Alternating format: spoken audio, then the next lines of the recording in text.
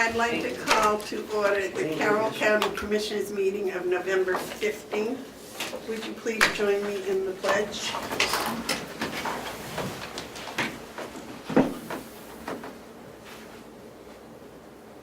I pledge allegiance to the flag of the United States of America and to the republic for which it stands, one nation, under God, indivisible, with liberty and justice for all. I'll wait a motion on the minutes for November 14th. Madam Chairman, I got a copy of this morning that I sent some corrections to Cheryl, and she hadn't had a chance to open it, so I'd like to wait on it. All right. I haven't. We'll just table them until next Wednesday, Tuesday. Next Tuesday's our next meeting. Yeah. Okay. All right. Excuse me. Are there any media questions? Is there any public input? Okay, the first item on the agenda is the Ossipee roundabout. I believe somebody, who got the email, Will? Yeah, Will went to a meeting Tuesday down in Concord about the roundabout and how they're going to proceed moving forward with it. They've upped it to next year. A couple issues. Let's start with the easy ones. Some of the poles will be moved back on 171 and 28, and that will affect us here for our internet and all of our connections to the IMC and to the dispatch, all our phone lines. So I'm going to send an email to the person in charge to get with us prior to implementing this, because dispatch will be down for several hours, if not a full day. We have backup system. Yes, we do. That's why we need to know when they're going to do it, what time, so that John and the sheriff and the lieutenant can get everything situated. And secondly is the water main. The water main, well, you want to show them? Yeah.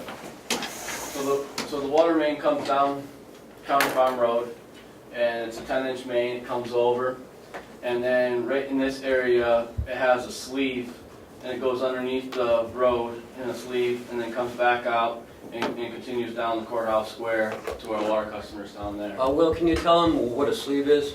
Chase. I don't know what it is. Right, so it's a bigger pipe, and then our water pipe slides inside of it. So if there's a problem with our water pipe, we can slide it in and out and not have to bring up the road. Okay. So it just holds it in there for us and allows us to remove it.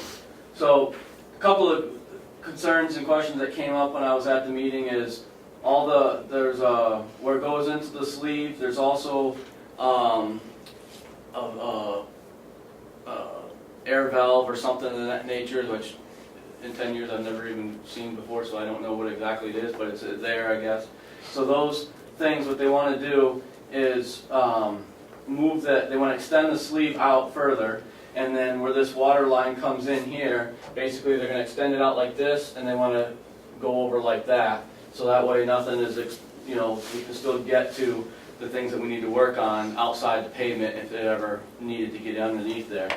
There's also a spur that goes off this way that appears on the plans to just pretty much dead end because our water system doesn't go that way.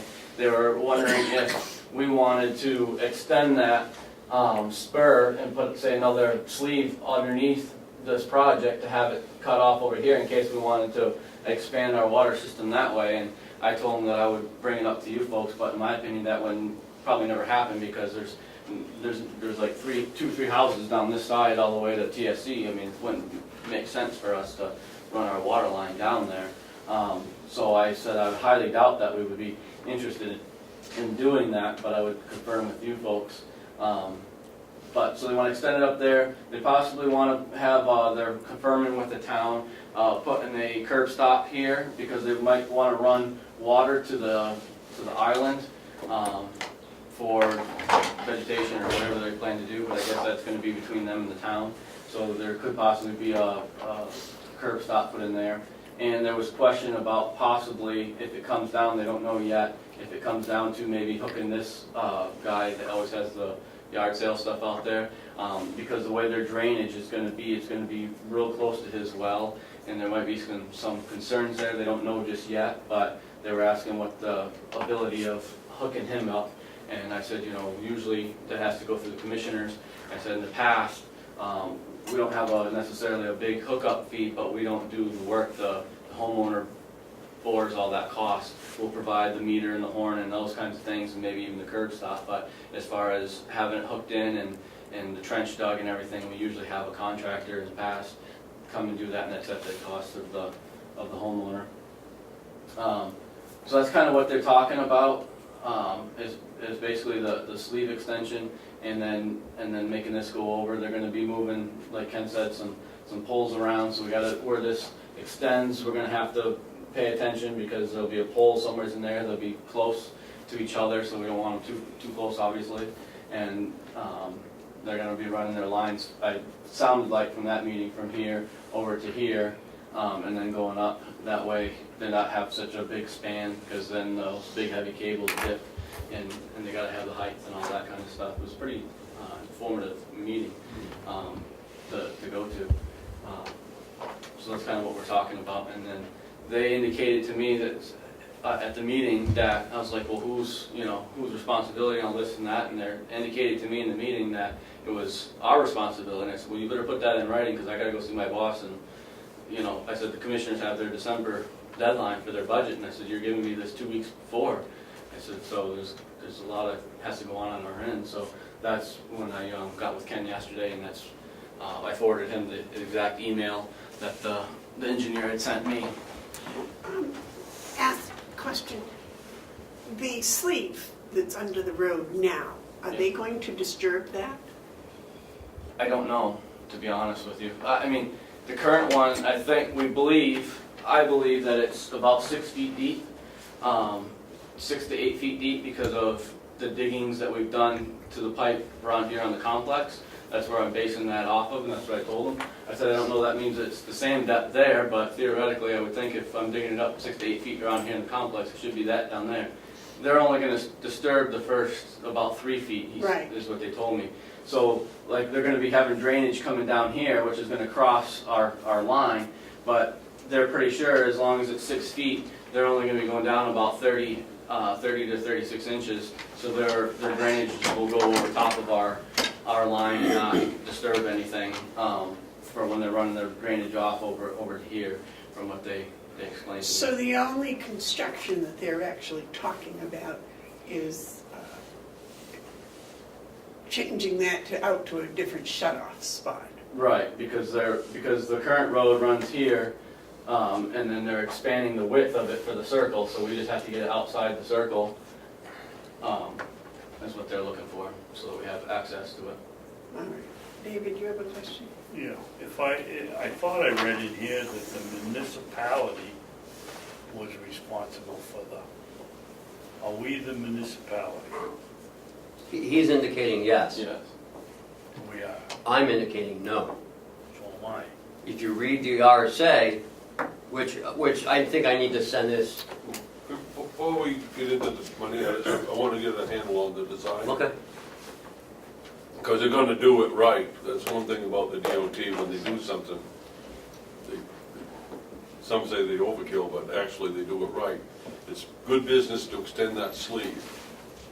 Now, as far as a future T, because that's what it sounds like, if there was one in there, it's a future T. But let me ask you a question. Does that line that comes down from County Farm Road and then it turns to go under the roundabout, does it also go back up 171? No. No. Okay, so it just turns. Right there's like the T. You got a bullhead there then. Right. Okay, you got a T. Where's the T go? The direction north to south. It would go north on 28. Does it do that now? It does, but it appears on At the the deadhead? yes on the as-built, it only goes out maybe 6-8 feet and then deadheads after the sleeve. Under the road? Yes, yeah, all this is under the road. What I would do is Or, well, outside the road, but. I would abandon that, and I do,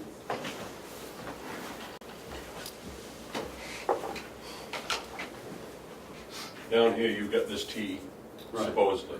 I'd abandon that, extend your thing, and then put your T here, and then if you have to cross, you can cross here by a horizontal drill, if you ever wanted to go this way. And then you wouldn't have to include this T. Right. And if you're gonna hook this guy up, I'd charge him with a betterment fee, which is legal. Hold on. A betterment fee. You make it better. You're making his property better, so he pays the fee. No, I mean, that would have to be, But that could all be future stuff. right. You So know, really what you're talking about is reconfiguring that pipe and then coming back with a new sleeve. right. I don't see that being real expensive. Well, they want us to have a licensed professional engineer. Yeah, of course you would. Yeah.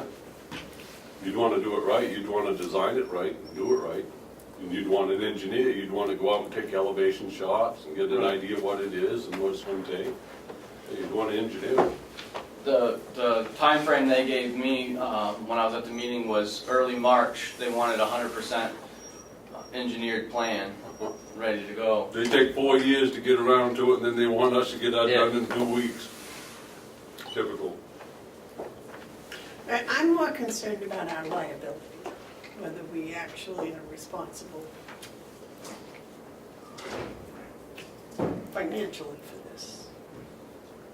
I'd like to send this down to Liz and just have her take a look at the RSA and compare it, or give it to or maybe even Ryan look at it. David? Yeah, when we ran the pipes through that intersection 20 years ago, we must have had something that gave us approval from the state to do it. And now they want to change configuration, so they want to charge us for what they okayed 20 years ago.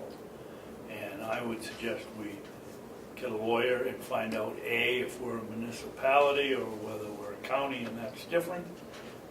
B, why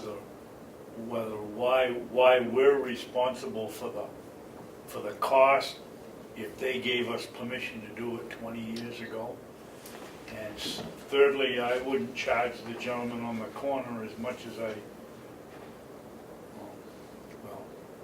I wouldn't charge the gentleman on the corner because we're not making his property better, we're making it worse, and the reason he has to put a pipe in there is because it's going to make his property worse, not better. That's all I got to say. And we're not doing that. We're not getting too close to his well. The state is. Yeah. Well, So he may not want to do it. Right, that's just That would be up to the gentleman that owns the property. He may want to just stay with his well. right. But if he wanted to go on a water line, that is an improvement to his property, that's for sure. Then that's why it's called a betterment fee. But he may not want to do that. I wouldn't Well, consider being on public water a betterment over being on a private well. Well, depends on the private well. There's some pretty crappy systems out there. So Ken, what is your suggestion? Twofold. One is we send this to Liz and have her either have Ryan or their like contract attorney look at some of this stuff for us to see, one, if we're liable, or two, if the state's trying to, do another pass down. And then we'll come back in a couple weeks with some information that we need to know to proceed further. If in fact we are responsible, then we should contact White Mountain Engineering or somebody to give us an idea how much it's going to cost and then put it in the budget for next year. I would think the state would want their engineers. Was this done by a private company? this I don't know. design? I believe it was done by the state. That's the- They indicated to me that we would have to hire the engineer to do what we're talking about doing. Sure. And then they said that, as far as the construction of it, we could, and I think there's some verbiage in there, but we could basically pay their contractors, since they're out here to do the work, or we could go out, you know, I don't remember exactly how it's quoted in there, but there was an option that we could use their contractors that are out there at the same time to do the work, but, and then pay them. But the engineering and the impression I got when I was there, the engineering and the map and the plans were our responsibility. Is- Maybe, maybe the plan, maybe. But I think as far as the construction, the state should pay that. They're the ones digging up the ground. Mark? So I've had quite a bit of experience in water systems. And I can tell you, you can go get the lawyer and everything, but you're gonna end up having to do the design and you're gonna have to pay for the cost of it. That's just from my experience.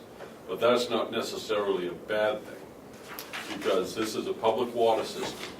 And so you're eligible under the DES, and Tom Bucco could help you with this, because he's really on top of water laws. You would be eligible through the state, through DES, for grants, upgrade grants. So this could actually be paid by the state, but not DOT, but DES. Don't you have a personal connection with somebody that's associated with water systems? Yeah, my brother Bill The is, state, yeah. he's a guru of water, and I'm just kind of picking from what my conversations. I do think that this is eligible for state grant money, but not through DOT. DOT is gonna pass it off. You can get 10 lawyers. It's still gonna be the same thing.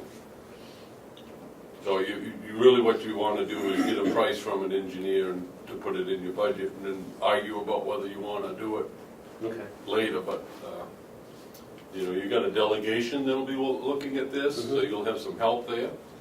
But the overall thing, this is a vast improvement to all kinds of different things, and including our water system. So my suggestion is to get an engineer on board, and I'd get someone that is specializes in water. A good outfit is out of Portsmouth, Underwood Engineering. I'd ask them. They do a lot. Another one would be CDM, but they're probably too big for this. And get them hooked into it, get a budget, and then start looking at DES grants. Does your brother do consulting of any type? That's what he does. That's what he does. He does consulting on water systems. He does a lot of them. I don't think you need a consultant on this. I think what you need is someone familiar with the law. And again, Tom Bucco knows a lot about this. He's also a water commissioner in the Conway Village Fire District.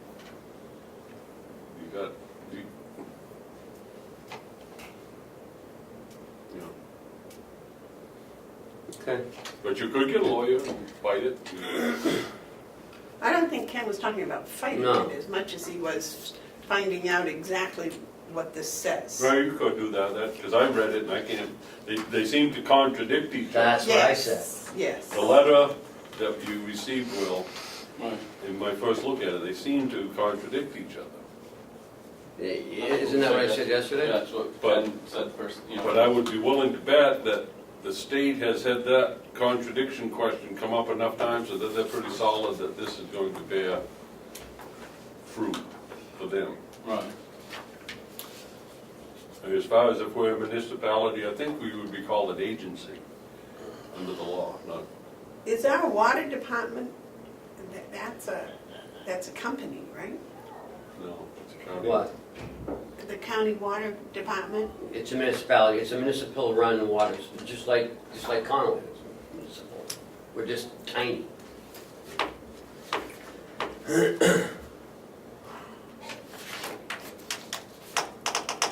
I think it definitely needs investigation all the way around. Oh, yeah. You I know. think, I have no problem you going out and getting someone to give you a legal opinion that bring you more comfort, but I think you need to prepare yourself that there's an an expense here that's gonna be borne by the county, but it's also going to be eligible, I would surmise, for state grants. Good. Okay. I'm sitting here trying to rack my brain because Wakefield has a water system and they've had different problems. And I believe your brother may have been Yeah. down there helping them. Yeah. And I think their upgrades and stuff were, I don't know enough of the facts, but I can find out for sure how they got around it, because I don't think it cost them anything. I don't think. In the long run. So I'll send this to Liz and let her, Yes, David? I would make a point of copying our 4 representatives, not that they can do anything for us, but, and Jeb Bradley on anything we send in, out, or receive. They were in attendance on the big thing in Ossipee. Jeb has done an excellent job when your community is in need, and we should stay on top of them and keep them informed of what we're doing. I agree with that. And I'd also keep Joe Kenny in the loop in the early going. He's there until January, and he might be able to put a file together for his successor. But you're absolutely right, Commissioner. You want to keep everyone in the loop on this.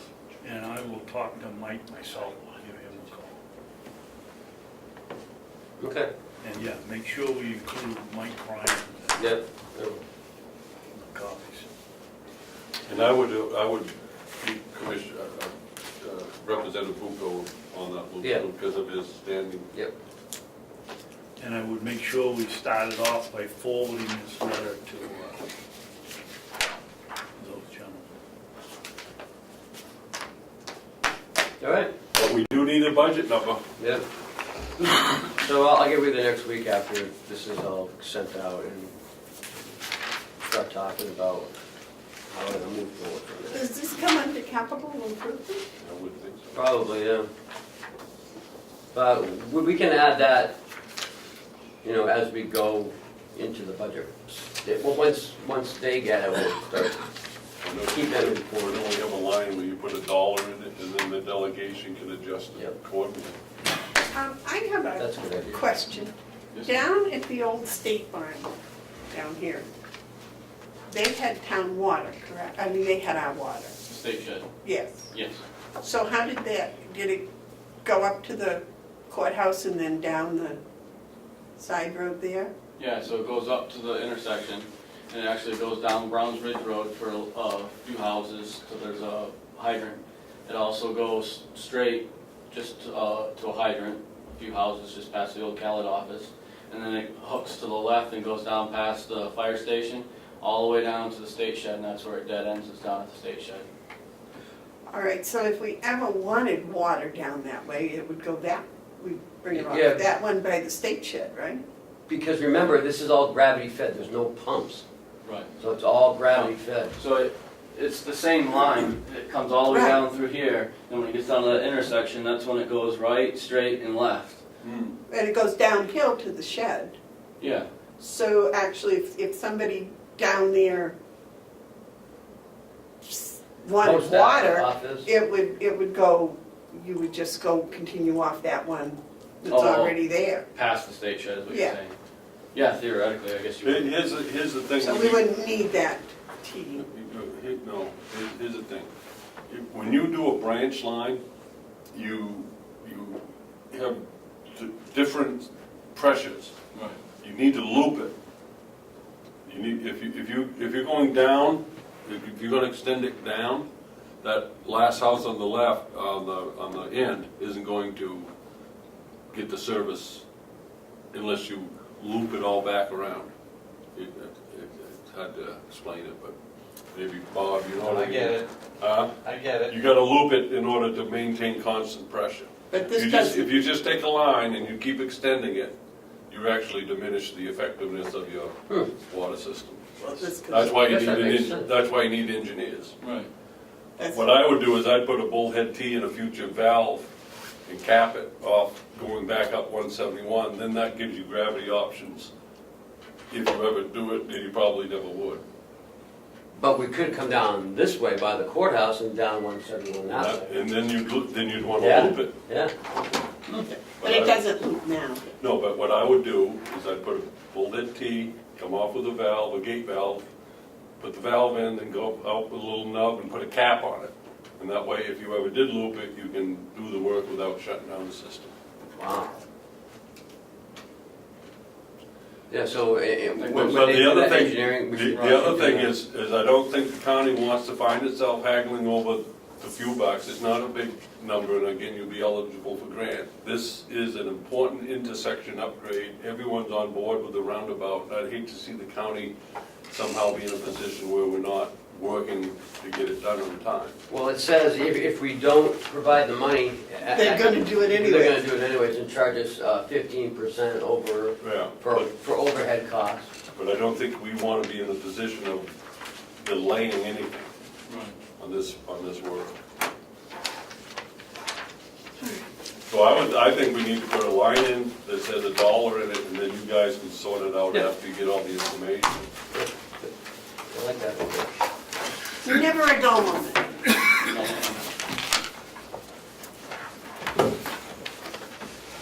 All right. We should copy everyone as Commissioner Babson.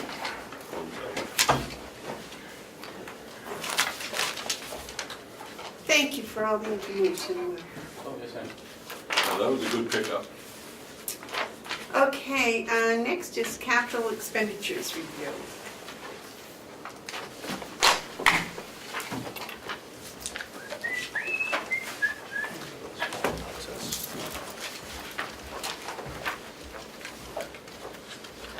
Okay, Ken, I guess this one starts with the energy savings. Is that what, does this one start with that? Trying to find my, Oh, okay. I think I gave everyone else one. So, thank you.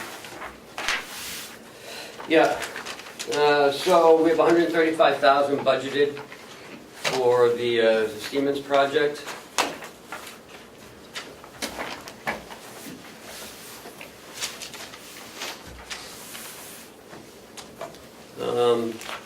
Is there any questions to that? I think we all know that, what all that's about. That's going to be an annual expense. Yes. For 20 years? 17. 17.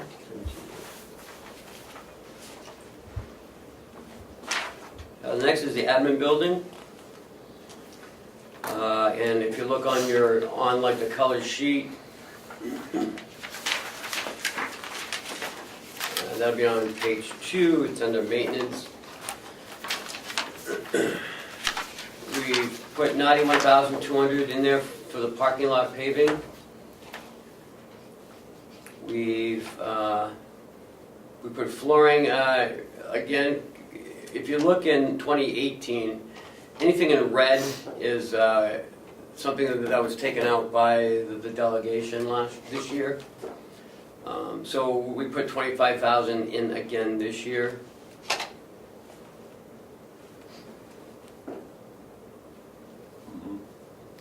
And that's the 116.2. Next is the registry of deeds.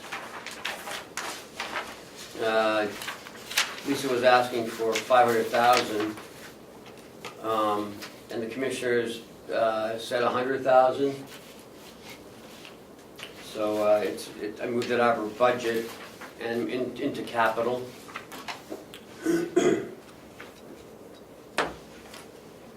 Next is MVC dietary. Whoa, wait a minute, I just got 6,000. What? For the registry of deeds, it's 6,000 to replace it. No, Oh, I see, I'm on the look at wrong 19. line. You I got was them. looking at the red, sorry about that. All right, I got you. I still think bonding is the way we should go with that. MVC dietary. That's on the second page. Induction base heating system for 10,000. Remember this year we had an issue with one, and luckily we had, sort of like an insurance on it or something, right? Yeah, we had both a Warranty. maintenance contract and a warranty. Yeah, okay. So this will be replacing that one on the shelf.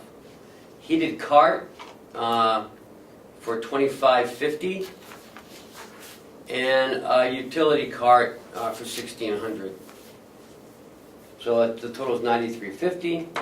Whoa, I'm lost again, I got 91. No.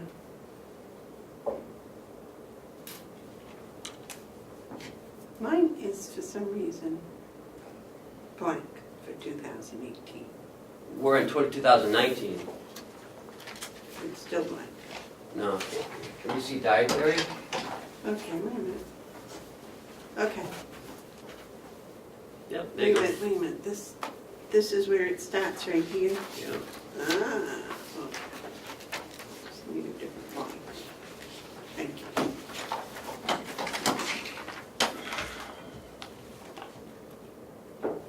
So Next. he didn't get a heated cart this year? No. Okay. Next is the, Excuse me, Kenny, Yep. where do you see the total of 9150? on page 24, or Oh, I thought we were working with a colored sheet, you said. Back and forth. you have to go back and forth. Okay. So, we got, Next is DPW. And in that, again, we put a plow truck with sander and spreader, and a skid steer with attachments. This past storm, Will, you wanna talk about that? Yeah, we're down to 2 inmates that are able to come out to work. So trying to keep up, we got the storm we're facing tonight and tomorrow, but just this one we had earlier this week, 2 guys are struggling to try to get that done with all the sidewalks we have on this complex. So a Bobcat would be really nice, because then I can put a staff member in there with a snow blower and a broom, and be able to just drive around and get it done a lot faster. Same issue kind of we talked about with the summertime help, where we just don't have inmate labor anymore. In the wintertime, we're looking to upgrade some machinery to accommodate that loss in labor. That was included in our last year estimate, Yes. and the delegation took it out. Yes. Taking the money out didn't take away the need, Right. so I think it's appropriate to ask again. I think we've been told several times to ask. If we need it, ask for it. From the Mountain View perspective, it's a safety issue. The walkways, both with family members and staff, one of our biggest workers' comp frequency issues are falls, outside the building falls. Next is on the front page, the sheriff's office. The purchase of 3 vehicles. I talked to the sheriff yesterday or the day before, and he said that he's found out the price and he can get 3 for $80,000. So we can take $4,000 off of the expenditure budget worksheet. So that could be 80,000. 80,000. And that's for 3 vehicles. And that's buying them outright, saving interest of $6,000. I think it would be to our advantage if, when this goes to the sheriff's subcommittee, that he has the numbers for the interest that would be saved. Okay. That's quite a substantial. Oh, sure, it's huge. IT, there's none. The jail. The jail has, it's not 24,000. It's 14,000, a new washer and dryer. 24,670 becomes 14. 14, right. 15. How much? 15. Oh, 15, sorry. Why 15? 4,500 for a dryer and 10,500 for a washer. Okay, so this sheet's wrong, that's what, 15? 10.5 for the washer. Yeah. How old is the washer and dryer they have Old as now? the jail. It's 10 years? 15, no, 15? more than that, close to 15 years old. It's a lot of use. It sure does. Have they had a lot of repair? It's always, it's continual. I mean, they maintain them, but they break down. You gotta go to a different model, or are you using the same? That's yet to be determined. What's in Well, if it you have now? one now that's breaking down a lot, is that a commentary Well, on I- the use of the commentary on the model? No, I don't want to say it's breaking down a lot. I mean, it's a high-use machine, it's maintained, it has to be maintained a lot, that's all. Okay. And it's a commercial machine. It's a commercial machine, yes. How many pounds? 40, It's a 40 pound? yeah. Well, there's two of them. We're only doing one this year. Okay. Probably gonna do the other one next year. Okay. Are they washing their own sheets? No. What are They they do their washing? own, their own clothing. The sheets are still being sent out. So it's just the orange uniforms? Yeah. Well, tan, orange, whatever, Orange. Yes. green. Well, that seems, Honestly, I can't speak to whether they're washing their own sheets or not. I don't wanna say something that I'm not entirely sure of. That's always best. well, that would just be my question because there aren't that many uniforms have to get washed every day. Oh, there's- They have to be Oh, washed. yeah, there's, I mean, if they've got 60 inmates, there's 60 Uniforms are 120 pieces of clothing every day that they do. And I know that they do their We own need to blankets. we need to charge our renters more, I think. Well, we do, we just, because we don't have that many of our people here. Charge our renters. Okay. The annex, nothing in the annex. Nothing for the annex. NBC, we've got 45,050. And we're looking at 22.5 for 5 ceiling lifts at 4,500 apiece. We got 6 O2 concentrators for $540 apiece. 625, $625 apiece. yep. For a total of 3840. 3,840, thank you. Have to make an adjustment. You have a commercial dryer Yep. for 4,500. We're replacing one of our two old dryers at the annex. They're just as old as the jail. Can we get a deal if we buy two? I'll certainly try. I don't want to count on it, but I want to, I think one a year is proper. yeah. One this year, one next year. Yeah, one for the jail, one for the nursing home, but there's two of them that are going to eventually need to be changed over the next couple of years, so we're only doing one a Yeah, year. that's what I said, do one this year and one next year. Yes. Well, doesn't this require one for the nursing home and this one required one Yes. for the jail? Yeah, That's two. yeah, so I did. But Bob's saying he's got 2 dryers in the nursing home. Yeah, there's 2 dryers at the jail that are going to be replaced, 2 dryers at the nursing home that are going to be replaced. We're only doing one each Right, per year. yeah, we're saying the same thing. You're saying there's 4 that you're gonna replace over a couple of years, and I'm Correct. saying there's 2 we're gonna do this year. Correct.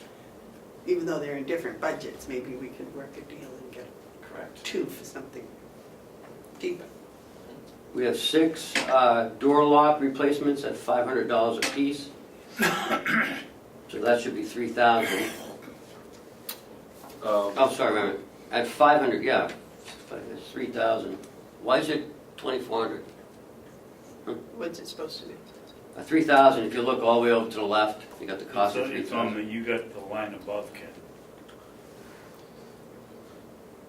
Replacement locks, 6. Oh, sorry, yeah, no, sorry, yeah, that's why you're shaking your heads. Vacuum, 4 vacuum replacements at $600 for 24, for Yes. 2,400. Thank you. And that totals what? 600 times 4 is $2,400. No, I mean, the whole thing is, you got Oh. 45,050? Yeah, and we're not done yet, though. Oh. Okay, I had a question. Did you ever get the one room made into Oh, I two see. rooms? No, Is that no longer desirable? it's desirable, but it's been an odd collection of people who either want to be there, or when we want to keep census up, we have no place to move the two people out.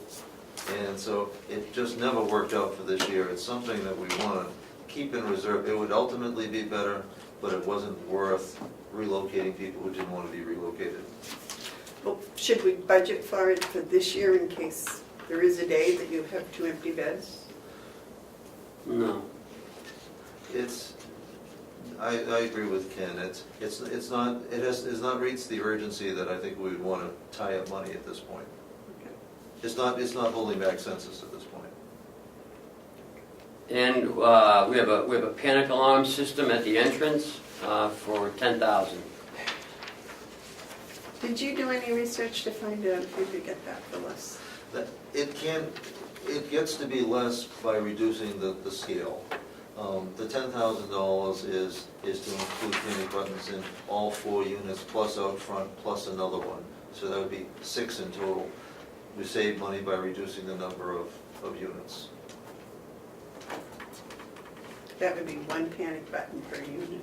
Per unit. So each charge nurse, I'd like to see each charge nurse and the nurse supervisor and one out front, kind of an extra, be available.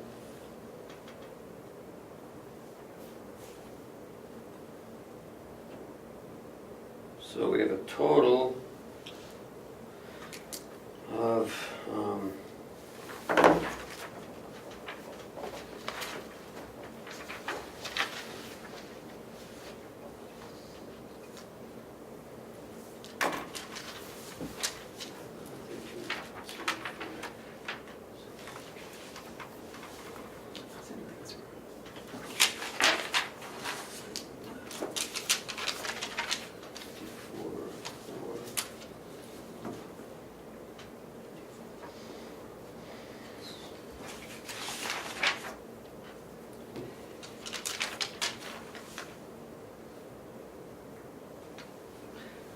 Bob, the washer and dryer for the jail, it's $55,000. 55? that's not 14,000, is it? 15. I only get 55. One was 4,500. The dryer's $4,500, the washer's $10,500. My math says that's $15,000. Oh, 10,500. Yes. Oh my God. Okay. What do you think we do, buy a wooden rack and put it in front of a wood stove? Well, I'm beginning to think maybe we ought to. I know, I just thought it was not 10,000. No wonder I couldn't make it 15. Sorry.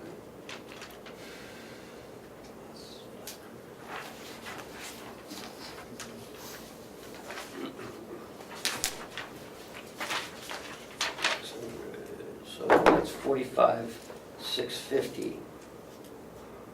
Sorry, it's not 55, it's 45,650. Right, because we only added $600 for the O2 concentrators. So the nursing homes, the MBC is 45,650. Is that what you got, Bob? Because if you add another $600, it's 45,650. I came out with 46,640.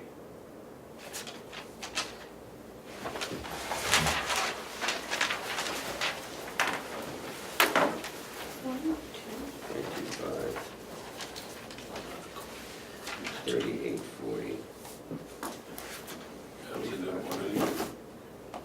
See on the diet. Commissioner Bevard, I have the briefest of updates for you. When we're looking at that invoice yesterday, Seth clarified it in a second. we didn't look further down, but there was a credit for one of those, what looked like a double charge, there's a credit right below it. Okay. So it was, oh, but Seth knew exactly what it was. I've had my share. Okay. That's it for Thank the you. capital. Any issues with the capital? I think it's We're all gonna put $1 in there for this roundabout thing. good idea. You want to call it a water project? Or water line project? Yeah, I would think that What makes department is it in? Water. So it's, It works. Yeah, DPW. Roundabout- What did you call the Roundabout road water improvement? last year? Didn't the road go in, the road up to the water tower, didn't that go in as a capital improvement? No. No. roundabout water system upgrades. Well, it's just going in like my sheet, but I put That's what I would call it, when we have Roundabout? your discussion. roundabout. Water system upgrade. You got a question, David? Yeah. Are we going to vote on this amount? You're only voting on the 45,650. Did you have any questions? Do you have a question on it? Yeah. Yeah, the parking lot, Mhm. and we're not gonna vote on that? I thought we were doing that on Tuesday. We're gonna go over the whole thing on Tuesday. Yeah, but we're discussing it now, so I wanna What would you like to talk about? hear what Commissioner Babson. We didn't have anybody fall this winter because of the volcano holes in the place. And when it came down to the end of it, it was in good judgment we didn't do it because we're not gonna make revenue in a couple of places that we projected. And I think we ought to do the same thing this year. Did we destroy any trucks, Will? Well, we haven't gone through a winter yet, really. You went through last winter. No, but it was approved last winter. As a matter of fact, it was approved by the commissioners, the delegation, went right through the bidding process where We had a bid. we had a bid, Oh, yeah, that's right. and Yeah, right. it was shut down at that point. We also have a letter from our insurance company that recommends that we do it, and I just want to remind the commissioners that if we don't do that, you have an insurance company issue. Is it too late to do it now, this year? I'd say Oh, so. yeah, Oh, yeah, Yeah. the plants are going to be closing down shortly, very probably shortly. already have. So you want to take it out of the budget completely? Or to leave it in and then, No, we've got a pretty good increase in the budget as we're looking at it for this year. That's $100,000, or if you round it up, as Ken likes to do. That's a pretty good chunk of change. I agree it's a pretty big chunk of change, but that parking lot is a pretty big disaster, in my opinion. There's rocks coming up, there's bumps, and in the summer, when I come across there with my sandals, I get my feet wet because there's puddles. If you had floorboards, they wouldn't. Sorry. That's a good one. Oh, my goodness. I thought we were supposed to be maintaining our equipment and maintaining our parking lots. I think it's just maintaining our areas. Well, we have a needs-based budget, and I would say that was a need. Our maintenance personnel say it's a need.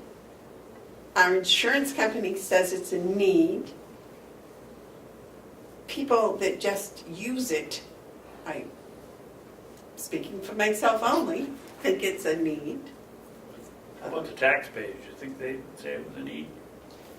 It will be if someone falls. Yes, it will. Oh, 'Cause that There was a 100,000 long won't play time, nothing. and we haven't had any big suits yet. Mr. Hounsell? We had bids that came in at 73,000, I thought. Yes, we did. It was pretty close to So it. why we asked for 91? We know that it can be done for less. And did we revamp the entrance? Because I remember part of our discussion was the turn radius coming in and getting around, that you could actually drive off the pavement. It's a crater now. So there's a value to having it in there, and then the commissioners decide whether they want to do it or not. And they can do that in the face of declining or short revenue projections. And we were anticipating more money out of deeds than they were going to get. And, I don't know how, we haven't done revenues yet.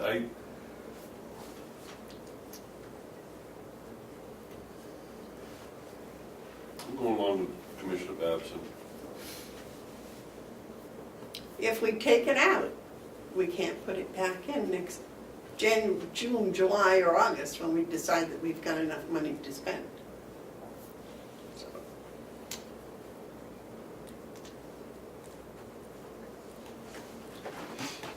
Just the thought. If we leave it in, we can always not spend it. Could we take a look at revenues before we make this final decision? We haven't done over revenues. Yeah, good. And we are spending some money right now. We have up this budget, 1.4. 1.4. What percent is that though? Well, it's a $31 million budget. It's at least 10%. 1.4 against 30 is 5%. Well, our revenues isn't that high. You can take. Oh, okay, so if it's all on taxpayers, then it's gonna be, 10%.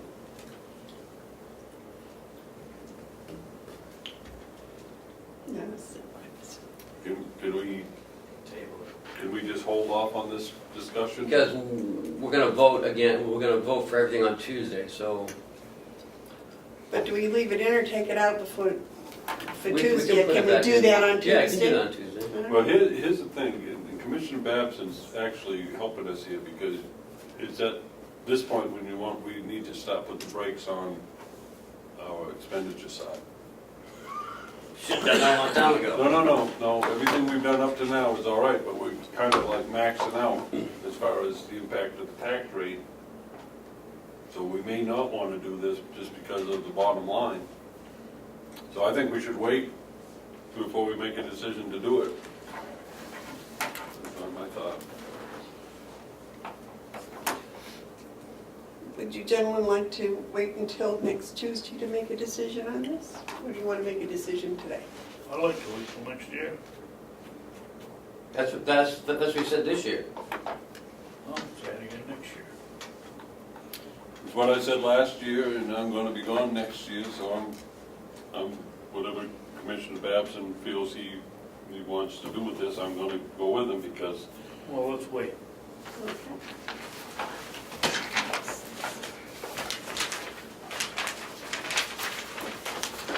That was the last thing in the thing to discuss, Yes. right? Okay. Next is capital reserves. We've never done a capital reserve.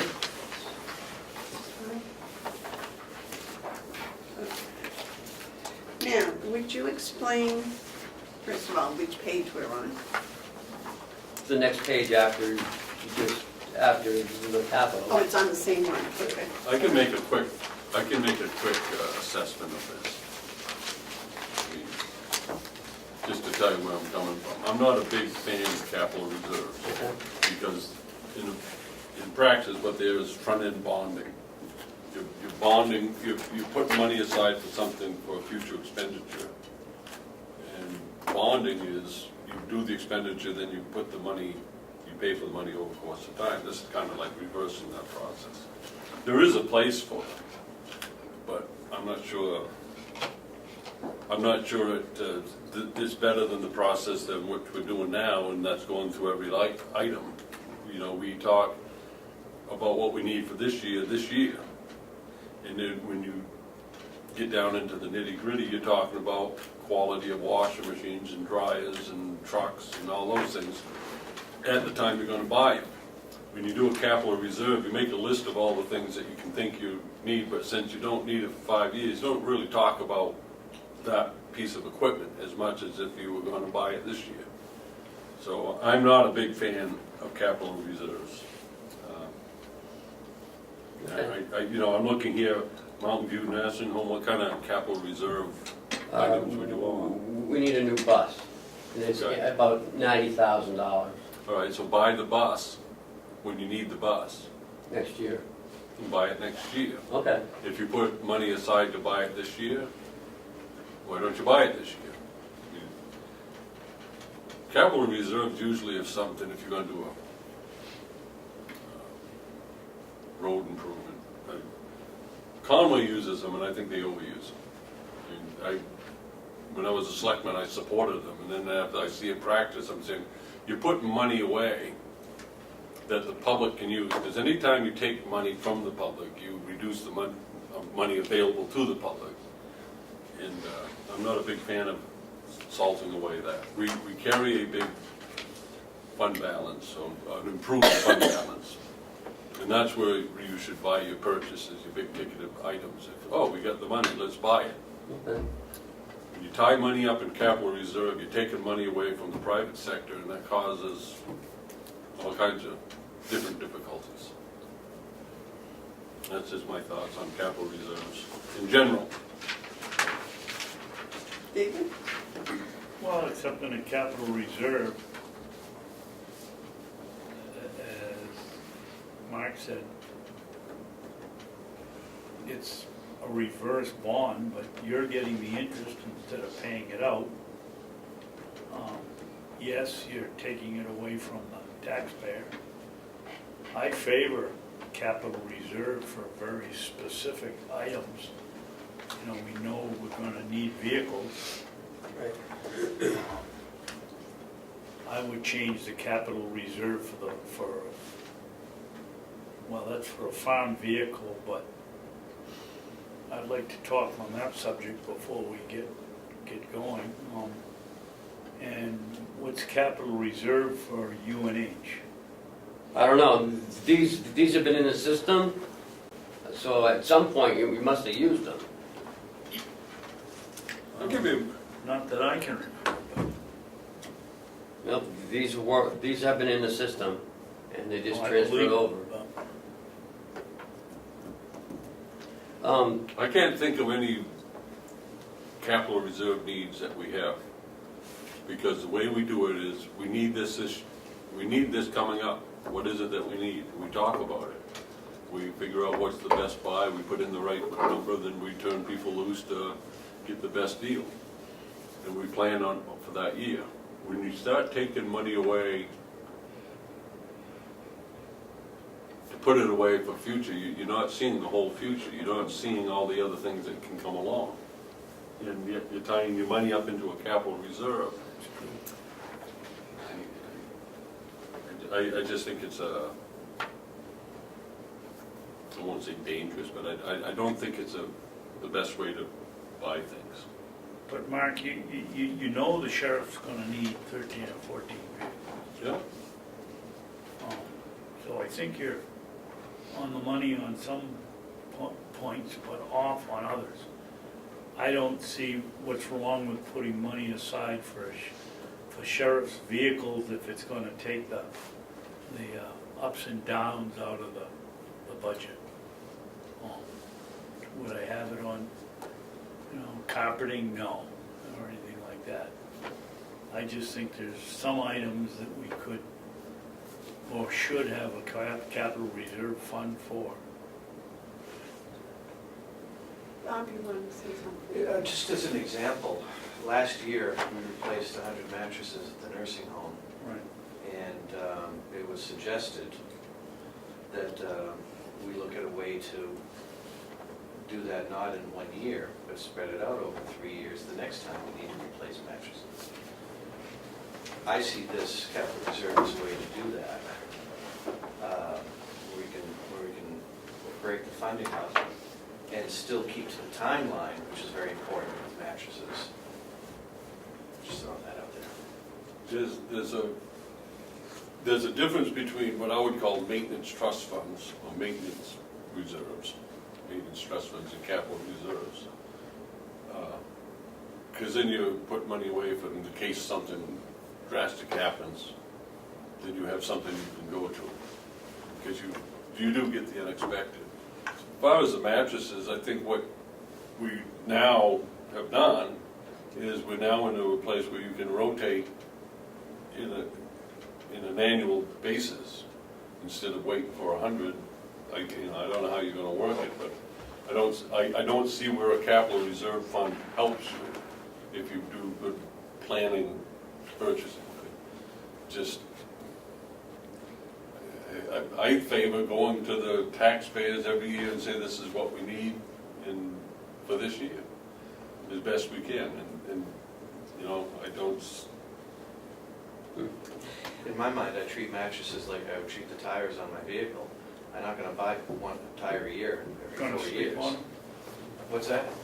No, I'm not gonna buy one tire a year for 4 years. I'm gonna buy 4 tires at once, No, because that's when I need them. You just stepped into it big time. You're using an analogy, which is the worst form of argument. We're not talking about tires on a car, we're talking about mattresses on beds. And they don't all go at the same time. There's different things. Usually your tires, you know, you need 4 tires, you get 4 tires. But sometimes there are people with tires, they only need the rear tires. You know, so your analogy is a weak argument. I find that automobiles are just an annual budget expense. And I mean, if we need 6 a year, we need 6 a year, and that's just an annual expense. The mattresses, if you do a quarter at a time, that's an annual expense of 25 mattresses or 10 mattresses or whatever. But I like the capital reserve for the idea that we're going to have a really expensive project coming. You know, an example, the Registry of Deeds and the archival work.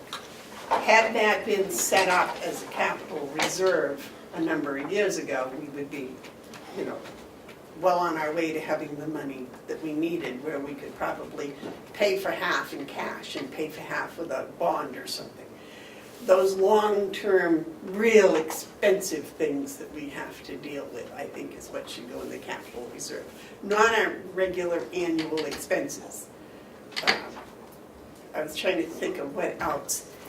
The water tower, if it has to be totally replaced, that would be a several $100,000 project, right? Am I correct? So something like that, I would think, would be a capital reserve. It doesn't need to be done today, but it's going to need to be done in, you know, X number of years, and treat that more. The real huge ones that are budget busters. Mark? Well, I think you have a good example when you talk about the water tower, that you could put a portion of that aside into a capital reserve, but you still would end up bonding the bulk of it, but you could ease the pain of a bond if you had capital reserve. If you want to go to the capital reserve, what I would do is just have a single line that says capital reserve and then put all your items in that. I wouldn't have one for every department. I'd just have a single capital reserve and put things in there. I think the water tower is a good example of capital reserve possibility. And I think mattresses is a bad example. But you know, there are times, like I said, there are times and places for capital reserves. But you got to remember, with the power to tax, you have already a capital reserve fund. How much? You can tap the taxpayers. But I think the taxpayers understand some things, like cars have to be replaced. You know, it's a safety issue, it's just one of those facts that has to be done. Other things that, you know, you might not even anticipate. But I don't know if the taxpayers are gonna say, oh, well, you wanna have something in case of an emergency. Okay, you can, but I don't think they want a lot, you know, a huge amount. They don't, I haven't heard a whole lot of complaints about our having, what, 4 million now in our, 6 million in our reserve? It's fund Yes. balance. It's fund balance, not a reserve. Okay, I'm sorry, I misspoke. I was just shocked because I thought it might be getting close to 5. I didn't realize it was up to 6. Well, it's 4.7 Yes, undesignated. right. Okay. That's right. And some of that will be used for taxpayers. But so that was my thinking. You know, I was sitting here trying to think of all the comments I've heard in the past 2 years. And the taxpayers generally are quite pleased with what we're doing financially here. You know, the departments have been working really hard at keeping things on track and sticking to that needs-based budget idea. The biggies, though, I think are the shockers, and that's what should go in the capital reserve. Now, sometimes they're an emergency and we don't know they're happening. That's life. So maybe we should have something in there that covers, or at least begins to cover those emergencies, which would be kind of like the blind trust fund that Mark's referring to, where it's not labeled out by departments. But then some of the other bigger things, like the water tower, would have to be designated, I would think. Actually, the more I think about it, I think if you want to step into the realm of the world of capital funds, we could establish one for the water tower, because we know that one's coming. And you could put some money into that fund, because first thing you're going to need to do is some engineering on this. And, you know, maybe that's what we should be doing. Start simple and you can add to it as you need to, but I wouldn't do a capital reserve fund for cars. We just picked up $6,000 in interest or so by buying 3 automobiles. If you maintain a healthy, unassigned fund balance, you have in effect, because of the nature of county government, your capital reserve. You have to go through the process, but you have the money. So the thing is to be prudent, as we have been, build up your fund balance. There's money available. How you designate it is based on each individual thing. The only thing that I've heard today about what should go into a capital reserve is the water tower. How much is that water tower? Big. Just a relining that we talked, or to replace the whole thing. I don't know what cost. How much is the reline? 150,000 is the last estimate I got. So you figure 300, 400 for a new water tower? I bet it's all of that, because you gotta demolish. I bet Costs. you get some huge costs for a new one, but I would think it would be prudent to put some money into a capital reserve for relining. You don't know when you need to do that, but you know it's coming up. We need to do it sooner rather than later. And I'm working, we had the inspection, not to interrupt, but we had the inspection, and the inspector's helping me, sending me some information this week. Matter of fact, she just sent me an email yesterday about possible grants that can help with the relining too. She said there's options out there, and she's gonna try to send me what she can get on that. So there are other things we're trying to explore along with it, but it's something that's gonna need to be done. I would suggest that we consider putting 50,000, create a capital reserve fund, put 50,000 on it designated for the water tank relining, and then you have something to work with as you discuss it with the delegation, as well gets more information. David? I think that a capital reserve fund for the water tower would be a good idea. I think it would be more prudent if we got out of the business altogether. Yeah. I would too. I don't think, you know, this is just another example of of a cost that we can't recuperate, and we had nothing to do with generating it. And we're not getting the money back from the, you can only charge the people in the village so much money for their water, and if it were truly an enterprise fund, we'd be losing money every year. And I think we ought to get rid of it. So is that a motion? No. To get rid of the water fund? Yeah, The water- I'd love to do that. Uh, No, a capital reserve. I'll make Yeah, a motion to create a capital reserve fund in the amount of $50,000 for the purpose of relining the water tank. I wouldn't limit it to delining. Or just the water tank? Delining and/or replacing. Relining it or replacing the water tank. You got that? I'll second that. Okay, the motion's been made and seconded to put $50,000 in a capital reserve fund for water tank relining No. or replacement. Okay. I thought, just the water tank, okay. Is there any discussion? All those in favor say aye. Aye. Well, I'm glad we had this discussion. I am too. Well, there's a lot of research I think needs to go into the water tower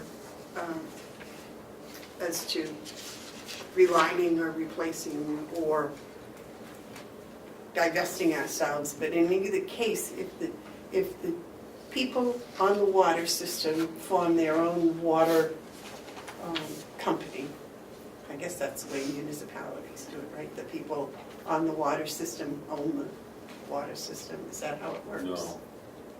It could work that way, but then if they owned it, they would have a commission that they Right. would elect, and they would have a budget that they would establish. They don't do any of that, they just pay fees. Right, oh, no, To their customers. I understand that, but if that were an option we gave them, they would want to still buy water from us, from our water tower. So that water tower would need to be a water tower. Because you can't say, okay, you can have your own water company, but I don't know where you're going to get your water from. Yes. I think we ought to consider passing a motion that directs the county administrator to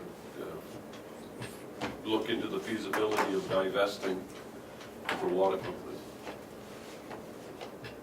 Instead of just talking about, what would it take? Make a motion, I'll second it. Make the motion that we instruct the county administrator to research what it would take to divest the county of the water company, Second. or the water department. Okay, the motion's been made and seconded. Discussion?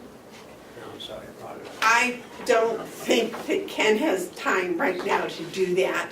But you can designate it to Will. I mean, you start with him, and he can hire, he can point it, he can tell Cheryl to do it, you know?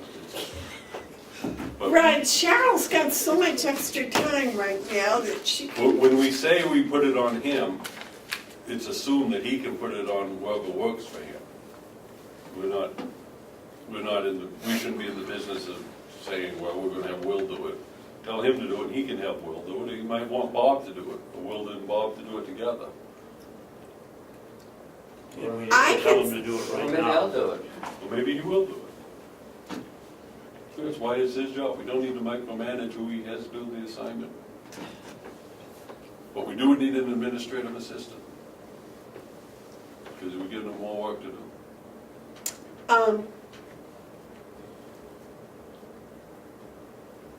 I just think that that is something that probably should have a lot more thought put into rather than just a first-time discussion, but that's up to you, gentlemen. Is there any other discussion? Well, Madam Yes. Chairman, we didn't say we were gonna sell it, we just, What would it take to divest? we just wanna find out what we have to do to get rid of a county-owned water system, and with 32 or 33 people using it, you can't just shut it off, so you gotta do some investigation, and that's all we've asked. We didn't put a time limit on it. You may come back and say, we can't. We're stuck with it. I mean, I don't know, but You know, it might turn out that we're in the best situation we can get right now, but we don't know. And just for clarification, there's 47 customers. 47? I can remember when they shut the limit off at 32. if the county is losing money, and that includes people up in Chatham, losing money, providing water to 47 customers, then that's not good business. There has to be something else to look at, and that's why we should have you look into it. David? Well, the total picture is, Mark, it might be costing Chatham some money, but we also get all the water here on the complex free. Right. We're not paying anybody, so, and we're the major user. Well, That was just gonna be my point. If you sell it, then 80% of the water that comes out of there goes to the county, then we're paying, you know, how much will that cost us to pay to buy that 80% of the water that's produced? Back to that'll be something that has to look into, I'm sure. Maybe a lot less than maintaining it. Maybe it'd be better to be a customer than an owner. Could be. But that's why we need to pass this motion to see what it would take. okay. Is there any further discussion? Not on that, but We gotta pass this motion first, oh, I'm sorry, go ahead. if you have some more discussion on this. Okay. Cheryl, would you please read the motion back? Commissioner Hounsell motion to instruct the county administrator to research what it would take to divest the county of the water company, seconded by Would you change company to department, please? department, yep. Seconded by Babson. Okay, but the water department includes the sewerage. Oh, Well, and right now I'm considered just DPW, period. It's just all blends in that. Back in the day, we had 4 different budgets, but nowadays it's just DPW, so. Yeah, we don't have to do the research now. We don't. Okay, all those in favor say aye. aye. I'm just gonna abstain because I don't have an opinion at the moment. Why are you abstaining, Madam Chair? Because I don't have an opinion. I don't know enough. Neither do we. Why, that's why we passed the motion. We want to have them do it, so we would know. Well, 2 and 1 abstention, it passes, motion passes. Is there any other capital reserve fund that we want to sign money to? Yes, David. I don't think this is a capital reserve. I don't know much about capital reserve funds. But I've all along said somehow we ought to have either a capital reserve fund or a what's the other one? Contingency fund. So that when we need farm equipment, and I'm convinced with the new delegation, the push isn't going to be to get rid of the farm. And we're spending too much money buying new equipment because somebody puts up something for sale, and if you go to buy it, you can't say, well, next March, it'll come up before the delegation and the budget, and we'll see if they give you the money. If you're gonna buy something, you need it right away. And the 3 wagons, the hay wagons that we're looking for, the new ones, the running gear is out there, somebody's selling it, they're not gonna wait till March to pay for it, to get it paid for it, if they'll get the money. So I would like to see some kind of a fund set up, maybe only $10,000 or $8,000, that has the commissioners, the farm boss has to have the commissioner's permission to spend that money so that we could go out and buy something for half the price because we have the money available. We already did that. Do we put it in the farm? Yeah. Yes. How much? 5,000, I thought. 5,000? Hold on, let me look.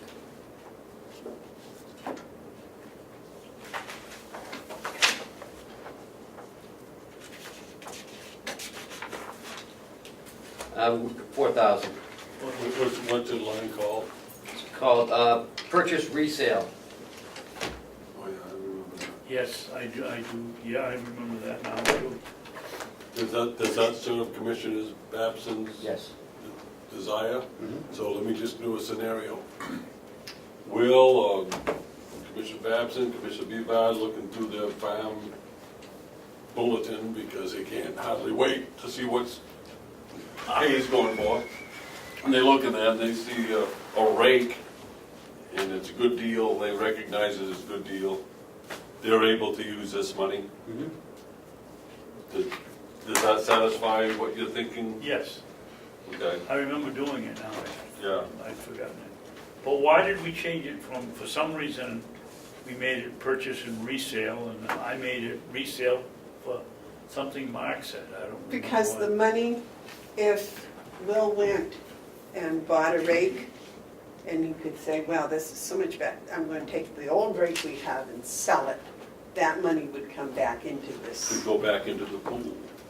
and it You would can't- stay in it there. has to You go can't, into the though, general you fund. can't, though. You can't do that though. Remember I gave the analogy of, That's right, it's it works in wood, but it won't work in this. Yes, you did, and because we're turning it into a different product, and we can, Yeah, But that's why the resale was in there. yeah. yes. Okay, Yeah. thank you. Can't be because done. we can't sell revenue, Spend revenue. that's what I And meant. you Can can't we sell it trade? either. We can't sell it now. What about a trade-in? If you buy something and trade it in? It would be a form of payment, so you could do that. That's a good question, I'd have to ask Kathy. We do it for like, if the vehicle gets into an accident, we get the insurance check, that helps offset the repair. If you go over to Thetford, Vermont, and you want to buy a rake, and they got one for $100, and you take your old one over that you want to get 20 for, so you say, I'll give you this one, and then you only have to charge 80. We could do that, couldn't we? No, You because can't their trade. invoice would say 80. But we can sell equipment, the commissioners can sell equipment. But it has to be by bid, that's the problem. And it has to go into, So you couldn't say to someone, I'll trade you this rate for that rate? I'd have to look at the As law. long as they look the same. I'd have to look at the law and just see what it says, but I think it's by competitive bid, Huh? I think. the purchase. Now, Mr. Babson, what I thought he was talking about, which he's talked about many years now, is what he was using under the heading of emergency fund. Is that something that you would consider as a capital reserve? An undesignated, But let's make it clear, a capital reserve involves a delegation. So if you put it into capital reserve, you can't take it out without Yeah. both sides, at least talking about it.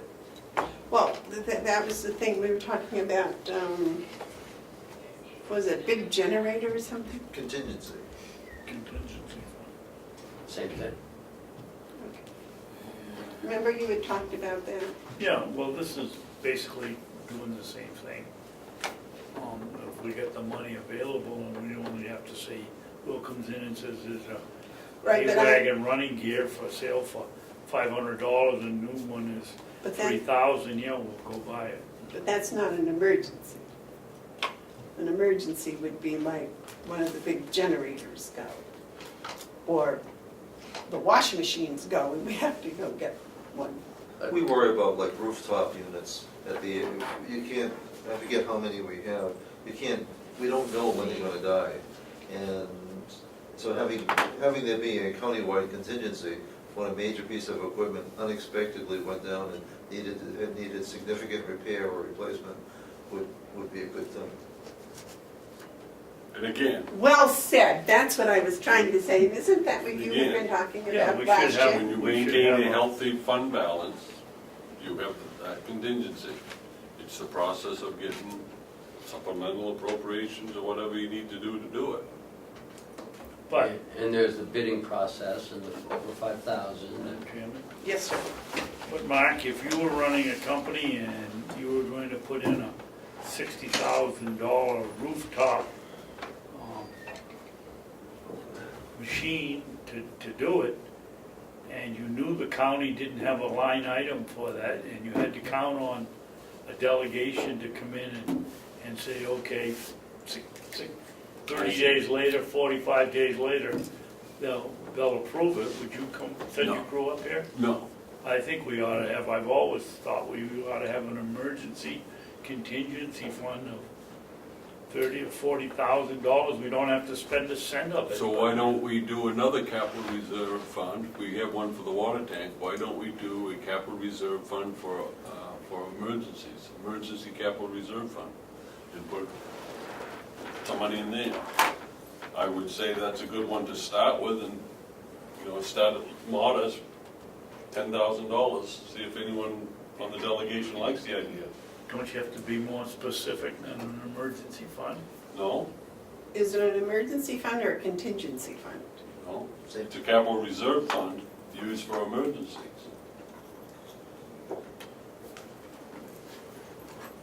Maybe we should ask Ken to ask Liz if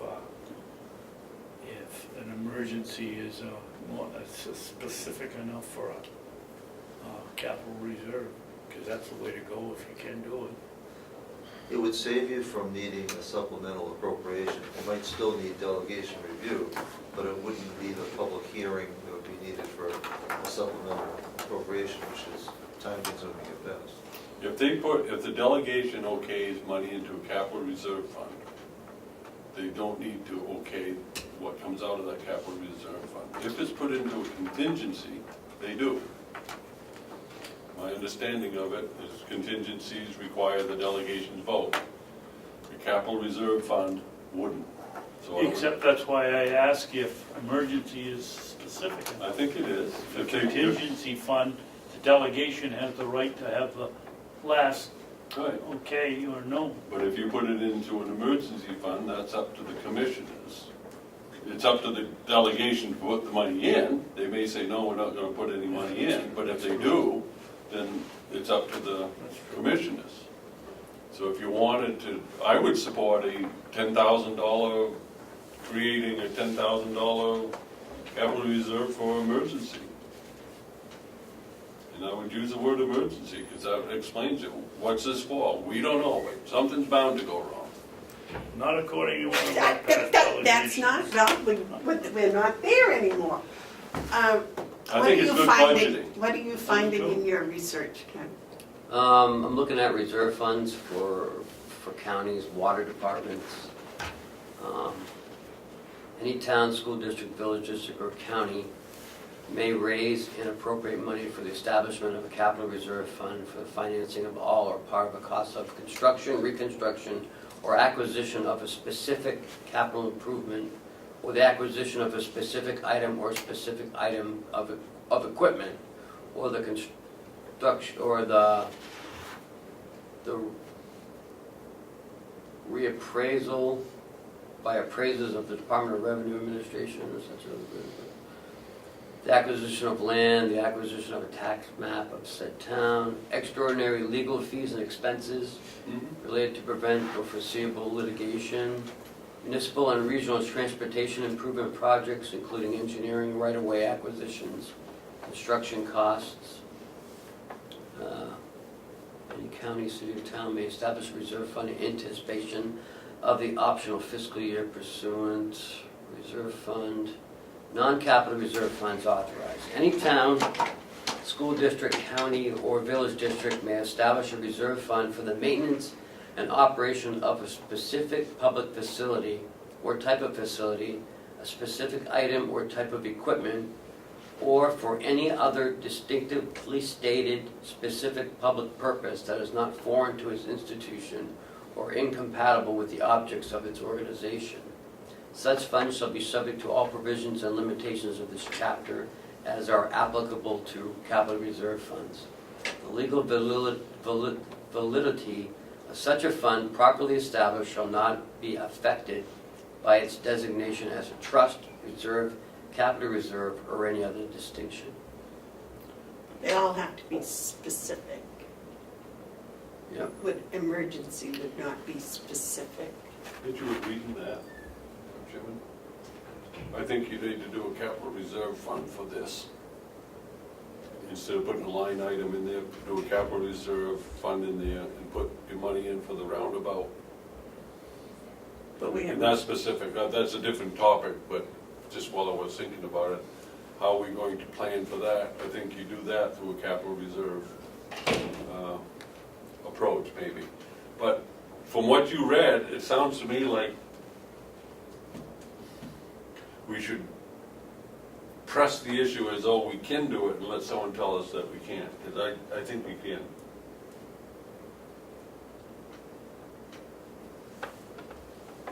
But I know I'm probably wrong. do you think emergency is specific enough? Yeah, I do.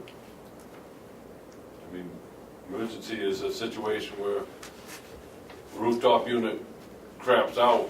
We don't have time to go through the bid process. We don't have time to get the delegation. We gotta get the thing fixed. We can't transfer without permission.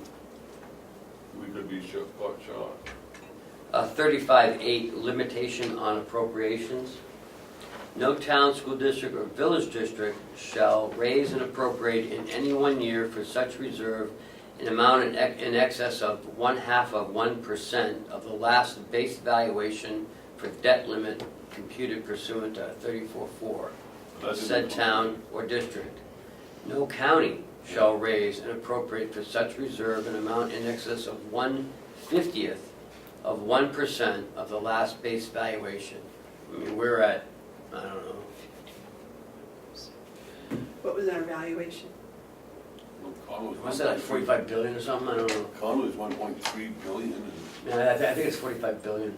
45. so 1/5 of 1/50th. 1%. A 1/50th of 1% of that 45 billion. Oh wait, that's a lot of money. Yeah, so I don't think we have to worry about that. Trustees of funds. Okay, this talks about the trustees of the fund in towns or cities, and the county treasurer of a county shall have custody of any capital reserve funds of his county. Said trustee, said treasurer shall give bond in such amount and in such form as the commissioner of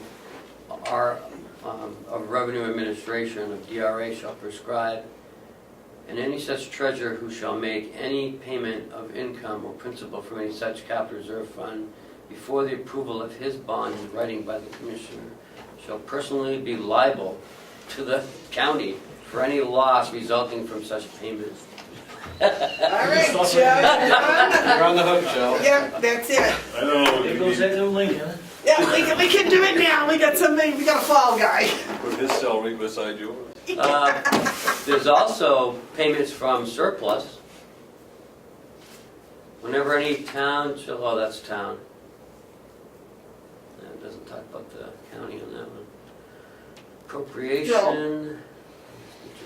Ken's still reading, I don't want to interrupt him, so. Go ahead. So, as I listen to these conversations as the county treasurer, you know, it kind of reminds me of obviously being a taxpayer too.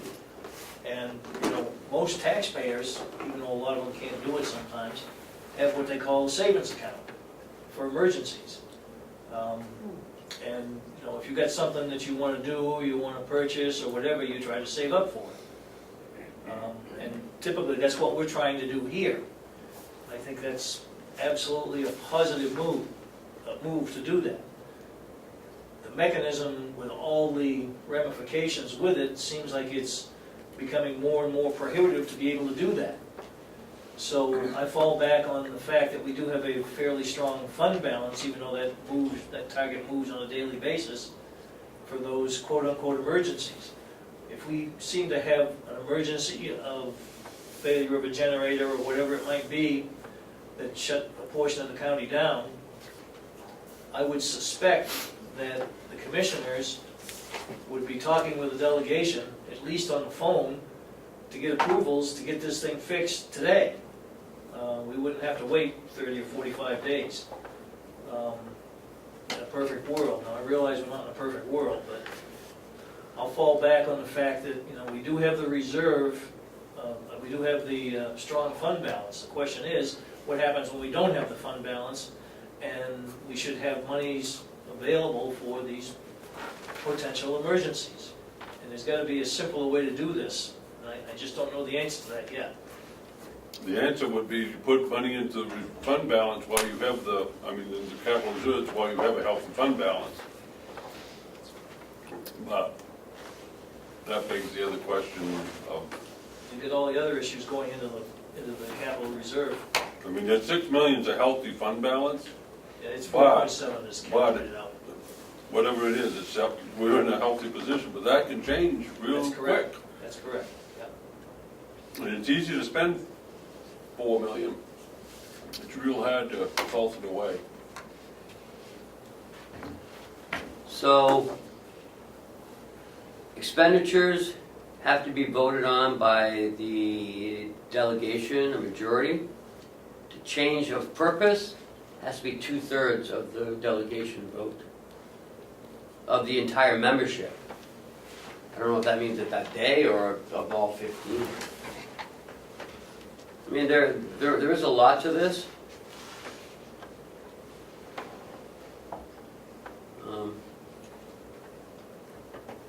I think we should do a little more research before we Well, Ken, do capital reserve. why don't you,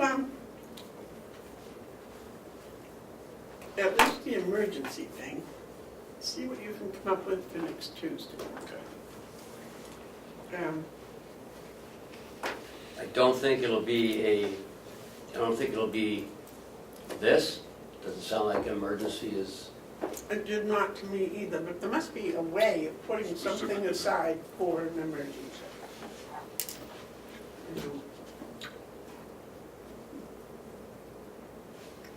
There must be a better way than socking it under a mattress or something over at the nursing home. I will say that as treasurer, I'm a big believer in having something set aside somehow, somewhere, for potential emergencies, especially in light of the fact that we have a reasonably strong fund balance at the moment. I agree. If we can, we should. But Ken's gonna find out if we can. that would be a contingency fund. Or something. Not an emergency, not a capital reserve. No, but it can't be capital reserve. Because it has to be specific. But I do think that that's a good idea. So wait, yeah. And not something, the fact that the delegation would have to be involved Mm-hmm.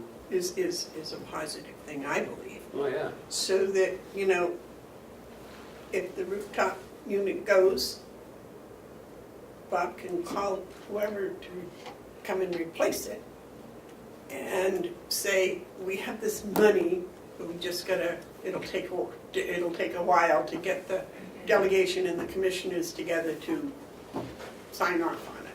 But it's there, so that, like David was saying, the contractor's not gonna say, I'm gonna be out 10 grand. Although I think the county has always paid its bills, hasn't it? Yes, as far as I know. Except the one to Conway Hales. As soon as we find out whether there's a bill or not, we'll do it. If there's a bill. All right, This is revenue. Next. Oh, finally. Okay. Revenue.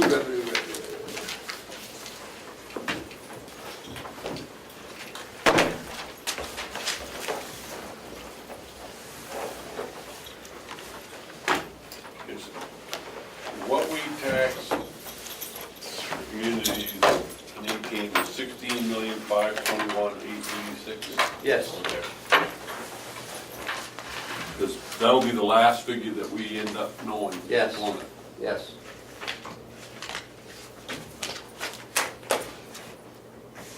And that was after we offset the expenses, 1 million Yeah, from fund balance. yeah. So if we could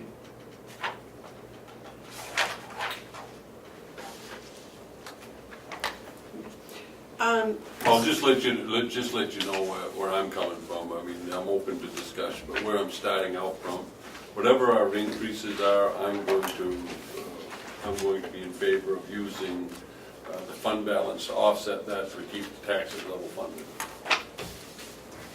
So for the 1.1 million increase from last year, I'm going to encourage us to take 1.1 million from the fund balance to level fund taxes.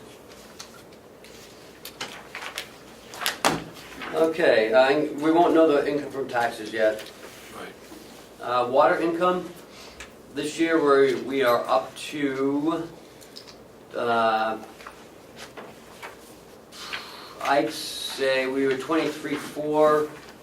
I'd say we'd be safe at about the same thing this year. We have the same number of customers we had last year. Yeah, I mean, there was a little more usage, but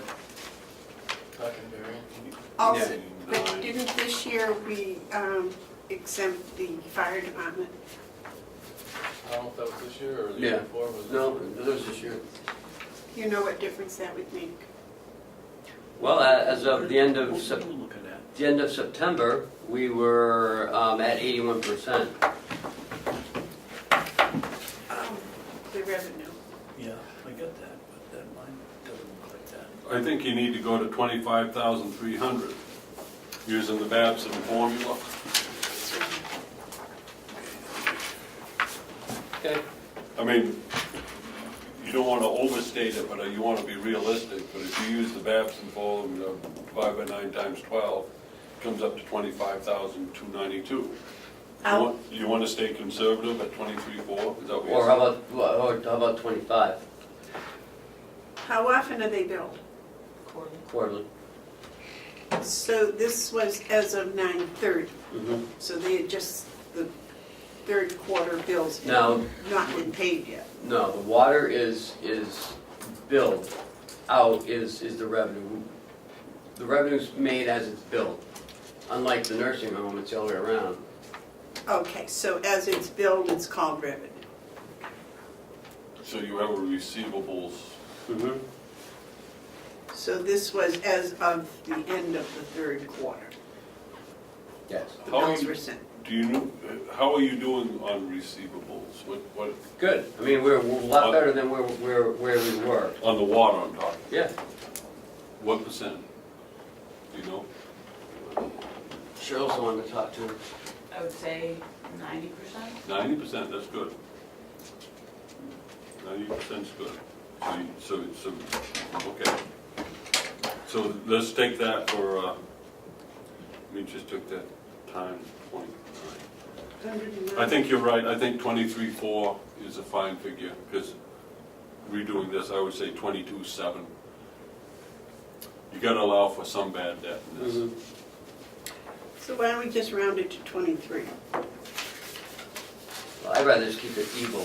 Yeah, I mean, even. Even Even. 23.4. Yeah, I that think way that's- there's no loss in revenue. That's a good number, So the water department income is gonna be 23.4. Right. yeah. Miscellaneous income. That's weird.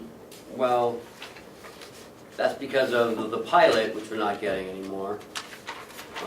We didn't get one in 2018. Yes, we did. Hales. I was gonna say, how about Hales? We got one for 4,351. Another for 7,312. Who's that from? It just says pilot, it's the same thing. So we got 11,600 and some dollars. And how much, Oh, no, we got 12,000. okay, and how much did we get last year? I don't know, I don't have those numbers with me. So, What else was considered here as miscellaneous income? We got a Kronos refund for, getting rid of our payroll. We got a county e-sheet, which is at, when, someone in the community, it has to do with probate and all that stuff, I'm not sure. We got a jury lunch, we got a refund for salmon press, we got some small stuff.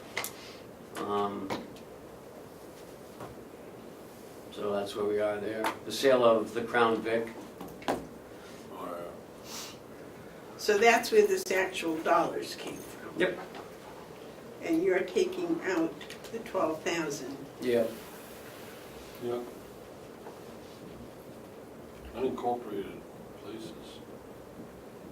I gotta look at that $7,300 one, that's weird. It came in March, which is really bizarre. We got a 91A request for like $10. So what you're projecting for the miscellaneous income next year will be 6,000. Yeah. And that is one of those totally unpredictable Yep. things, right? Yeah, well, we could get it like another county e-sheet for 10,000, 3,000. Insurance refunds, I'm not putting anything in there. Should we put $1 in to keep the line open? Okay, yeah, that's a good idea, just in case we have somebody go out and. What's the unincorporated places? Is that, That's Hale's payment of 9,000 plus, if we're still gonna go with my plan, again this year, They'll be paying towards the Right. administrative Yeah. assistant. right? above and beyond the 9,000? Right, that's why, you know, the extra, what is that, 8,000 in there, Mm-hmm. was for that. Oh, we hit. Okay, I'm good. I'm good. So I'm not sure what number to put in there except for another 17. Yeah. Hopefully we get our administrative assistant. All right. The sheriff's income is what he gave us. What is going on? Are we passing out any writs anymore? No, he's, the Eaton agreement went down, he told us that, because they reduced their town coverage.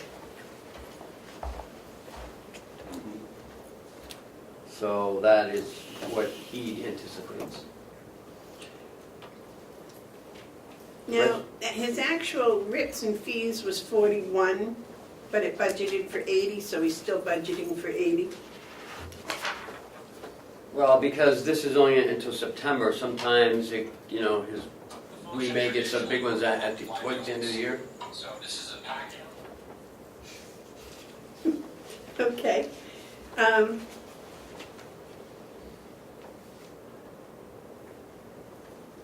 I thought the reimbursement for the bailiffs went up.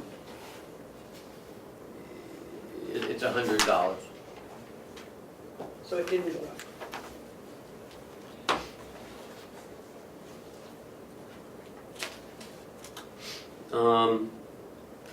The registered deeds is the registered deeds. Now, how close to the office budget are they gonna come? Do you know? I don't think anyone knows, but she did drop quite a few things off.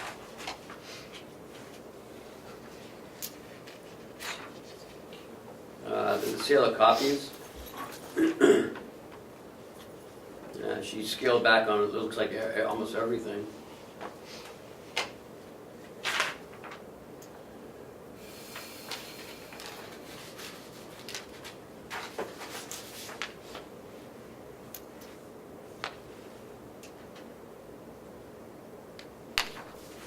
So she's looking at $40,000 less than last year. Mhm.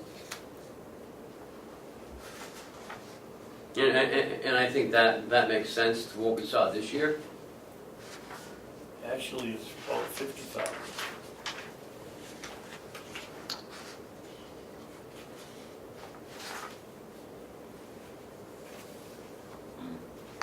Yeah, she went up in her sale of copies this year to help offset that, but I think she was a little aggressive on that this year.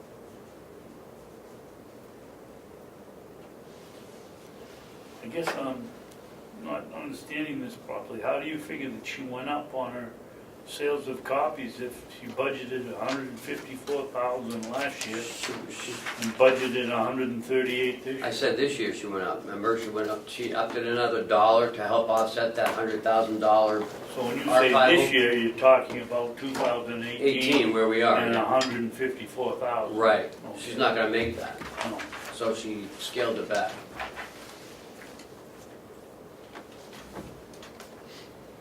And it looks like the tapestry, I mean, I don't know if she's not gonna make the 9,000. And you know that's when people are looking online for their records, they can do individual, you don't have to have an account, that's what tapestry is. Wasn't that gonna go up, was it going online?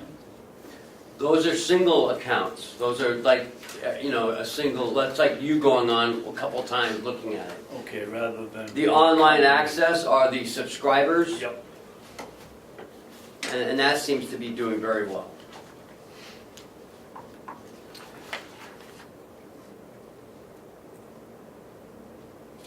The jail, they upped the borders another 10,000, and Jason was okay with it. Why? Because we continue to talk to Rockingham, and they send us more females. Stratford has been very open in sending us any extras that they may have. Yeah. So that's been a good proposition for us. And I got a serious question. Mhm. What's it cost us to house an inmate per day?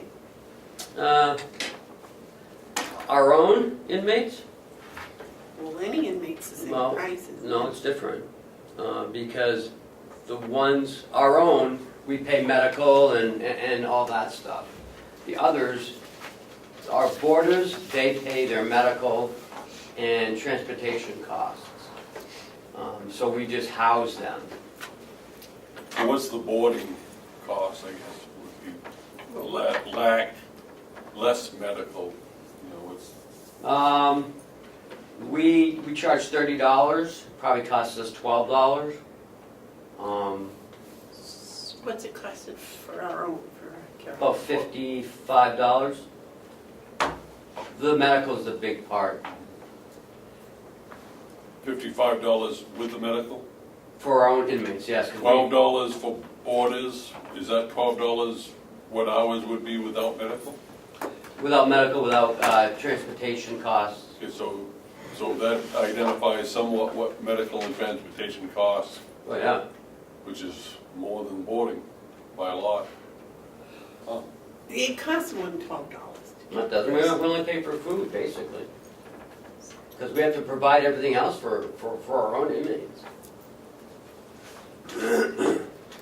Well, we have extra help over there because of the Oh, yeah. more inmates. Oh, yeah. You'd have all that for 20 people? Mhm. Yeah, it doesn't cost, because we do direct supervision, we don't have the linear pods anymore like the old jail was. You man it with less people. Like you can watch 74 inmates with one correctional officer. Yeah, that's odd, but Right. That's why you go to direct supervision as opposed to the lineal podule supervision, the old big hallways with all the cells off of them. I mean, you gotta walk up and down. Here, you can see everybody. So it's all in one group. How many employers are there? I don't know, 30, I think. Those are full-time. No, that's full part, those are all our officers. So this is revenue that's pretty much in line with what we have experienced. Yes. Actually, it's understated, but that's good because you want to understate. Well, because we don't really know Right. at any one time. No, we adopted 125,000 and through September, we had brought in 139, Mm-hmm. which tells us that projection was low, which is good. I mean, But 2 years ago, it was close to 300,000. yeah, so what you're doing is, what you should do, and that is conservative estimates on your revenue projections. I mean, I did up it another 10,000 from last year. That's why I was asking about the 10, because, Because of that, because of Rockingham's commitment to us. yeah. But there is talk about, because there are less inmates down there, they're talking about taking their females back, but that's just talk. Are these sentenced people? Yes, They're all sentenced. you have to be sentenced, yeah. So why don't we have them out working? Because, They're in class. right, they're in class, they're in classes. We have everyone out that we have who can work. There's only 2. But They those have to be- include Rockingham and Stafford Yeah. County people? Okay, because the only ones I ever see are the ones, In orange, well, from and Carroll, those are sentenced. well, from Carroll County. How do you know they're from Carroll County? Did you recognize it? Former students. I mean, they all wear the same uniform. What? I said they all wear the Carroll County uniform. They don't wear Stratford or Rockingham. Well, yes, but there are certain people that I know that are Okay. residents of Carroll County. Or at least they were at one time. I would assume they still are. They come from up Conway. All right, so 127.5 for the jail. Nothing, we're not expecting to make any money in farm income?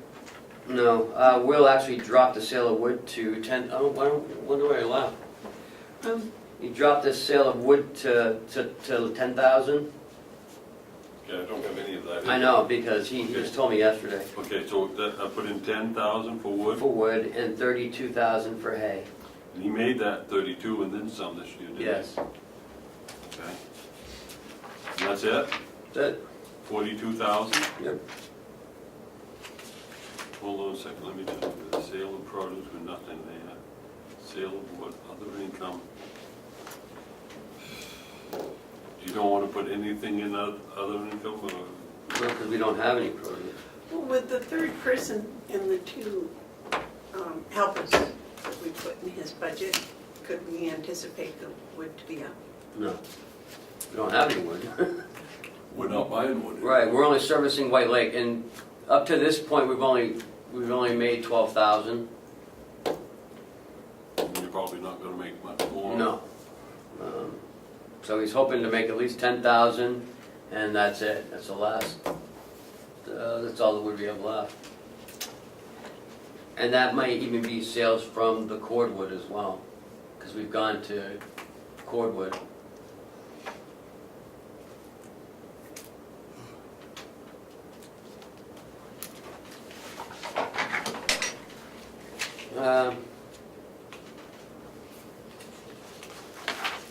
Do you have a question, David? No. I have a question. Oh, Joe has a question. Joe? I'm sorry, I thought you were getting ready to move to the next category. No, I want to back up to why there's no telephone income for the jail. Do you remember that we got the medical records now, the electronic medical records? And to help offset that, we are paying it with the telephone income because it's part of the same company. Jason came and did his presentation to you guys. Oh, right, okay, very good, yep. And the work release, that's for the ankle bracelet Mhm. rental, right? Okay. I just said something else. All right, now, interest income, Joe, what would you like to Yeah, say? I just wanted to ask Ken, tax anticipation investment, we probably should take that out, because we're not allowed to use the we're not, that should say TAN, not, well, anyway. We're not allowed to use the interest income, we're not allowed to invest TAN funds in interest income. I don't even know why, I don't even know why that's there. Well, it used to be that that's how you covered the cost of your TAN notes, you reinvested it. Oh, really? And you got, you did short-term investments with it. But the law says you can't do that any longer, so, Arbitrage. yeah, you can't arbitrage it. So maybe that line ought to come out of there altogether for TAN, or for tax anticipation Okay. investment. Well, how about the interest? The interest is what you're paying. No, you take 17,000 or 5,000, you don't put in a sock and take it home and put it on the train with it. Well, I could Goes if you in the wanted bank, to, doesn't but it? the interest income is the next line down. Right, My the point general is, fund? you don't want to, you can't show it as tax anticipation investment. Okay, so the general fund accounts is Right. That's is your where the interest TAN income. money your goes and we deposit get the accounts. interest while we're waiting to pay the bills? Right. Okay. How large are the usual draws for the TAN? Usually a million. $1 million to $2 million, depending. Try to keep it simple and wait till the very last minute. Yeah. It's Yeah, managed very carefully. She does a good job. Absolutely.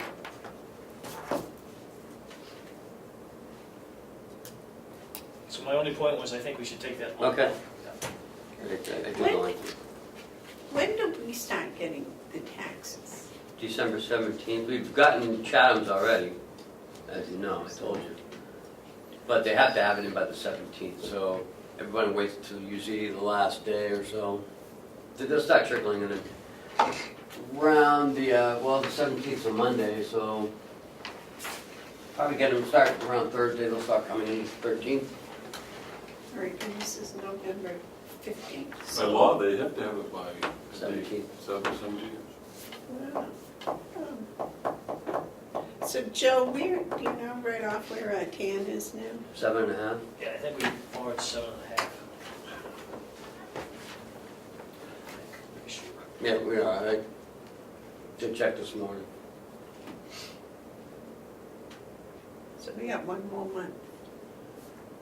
Yeah, She's taking a draw, I think, today. we may need another draw. I mean, Just we're way one? ahead, we're way ahead of what we've been. I don't anticipate going over 10 million though. Really? Mhm. Wow. Actually, we were last year, we did over 10. Right, yep. And that's all we pay interest on is what we go over. What was the low piece? Sorry? Huh? We pay two interest rates? You pay one which is tax exempt, and we pay another one that is not tax exempt to the banks. And the one that's not tax exempt. We're just about through that. Okay. It's about 7.5 to 8. Yeah, I think it was. I think it's around 7 point something. Yeah.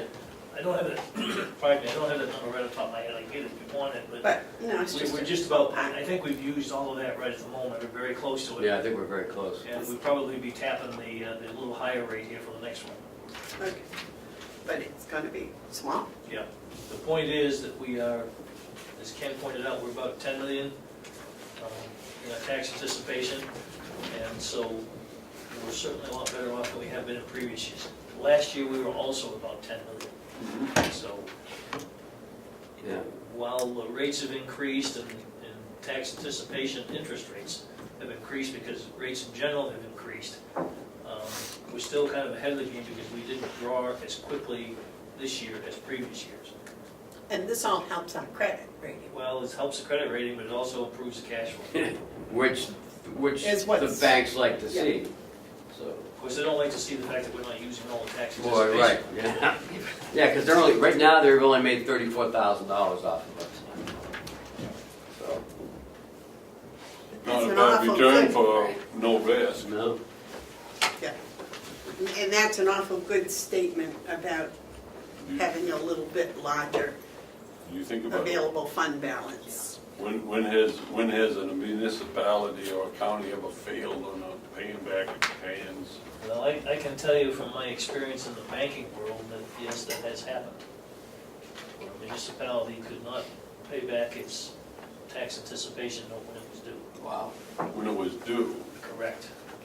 And so in reality, a financial institution in effect could take over the town.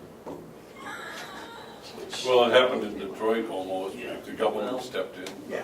fortunately, we were able, well, I won't get into the specifics, but it did happen, it did work out. But They don't really want to you do don't want to see that happen. Well, I think a bank, that's the last thing a bank wants to do is have to run a town. Her county, that would really So the general fund account, looking at 700. income. Yep. Not that that's a lot, but Well, I think it is. I think $700 is a lot of money. It is in my life. other Which reminds revenue? me, no. Do you guys want to talk about sending anything back, or you want to wait till Monday or next week? What were you looking at? Surplus to reduce taxes? Taking it out of that available fund balance. Oh, I see what you're talking about. But we're not at that point, though, are we? I mean, well, what's our, where are we right now as far as, As of this morning, we're at 1.4 over last year's well, I budget. would say surplus to reduce taxes, I would be, I mean, not ready for a vote, but when we, if all things being equal, I would, or just use 1.4. I can let you know on Tuesday exactly where we are. Oh, it's almost 1.5 if you round up, it's Yeah. 1.5. Okay, well, But we are going to look at taking some things out probably on Tuesday, so. I guess what I'm saying is, we're in a position where we can increase our services to the community, Mhm. increase our programs, increase our salaries, increase all kinds of things that have been waiting, and level fund the tax rate. So there'd be no Sure. increase to the taxpayer. Yep. And yet we will have done that. That's by how you use the fund balance, and we still wouldn't have depleted the fund balance. We would still have a healthy fund balance. And I think 2018's fund balance will be the same as 7, if not a little bit more. Okay, because on January 1st, 2018, we had a fund balance of 4 point something, right? 7. 4.7. Was that before or after we put the million back for taxes? I think that was before. So we ended up with 3 points. Wait a minute, well, I'm confused now. Well, You talking about January 1st, 2018? Yeah.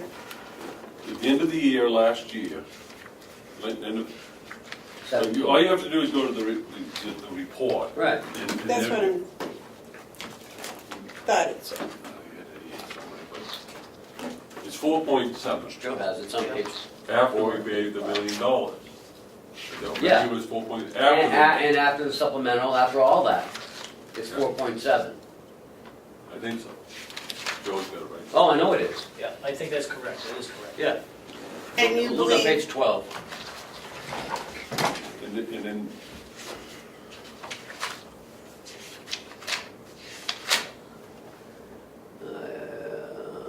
Fund balance, Yeah. right there, 4.7, 4.7. that's the unassigned. unassigned fund balance. and that was after the millions That's taken out. correct, after the million to reduce taxes. And after the supplemental, Correct. 311 or something, no? Right. Okay, so if we did, just roughly speaking, 1.5, that would still leave us with 3 million. Mm-hmm. Plus add on this year's 1.5, so we're back to 4.7. So we've maintained the fund balance. Yep. We've increased services. We've made some very important adjustment to salaries and Nurses, We've especially. got, Started a capital we reserve got, fund. we got a pretty decent contract passed for the nursing home and another one to follow. And we're moving forward on a lot of different things. And we'll be able to level fund, maintain the same tax rate. Boy, you have to count that as a home run. David? I think it's important to let the taxpayers know and the delegation know that this week we signed checks for agency nurses just shy of $40,000.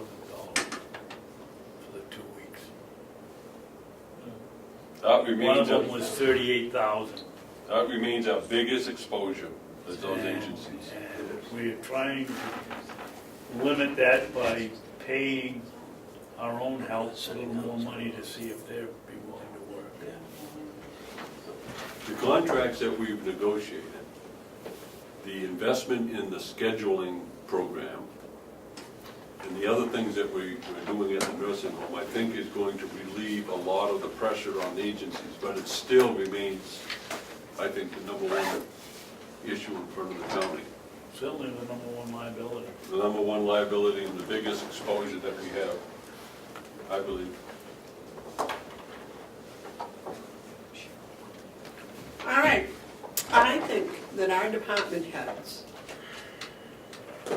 have done a fantastic job for another year. I really do. I think they watch their budgets, they pay attention to what's going on, and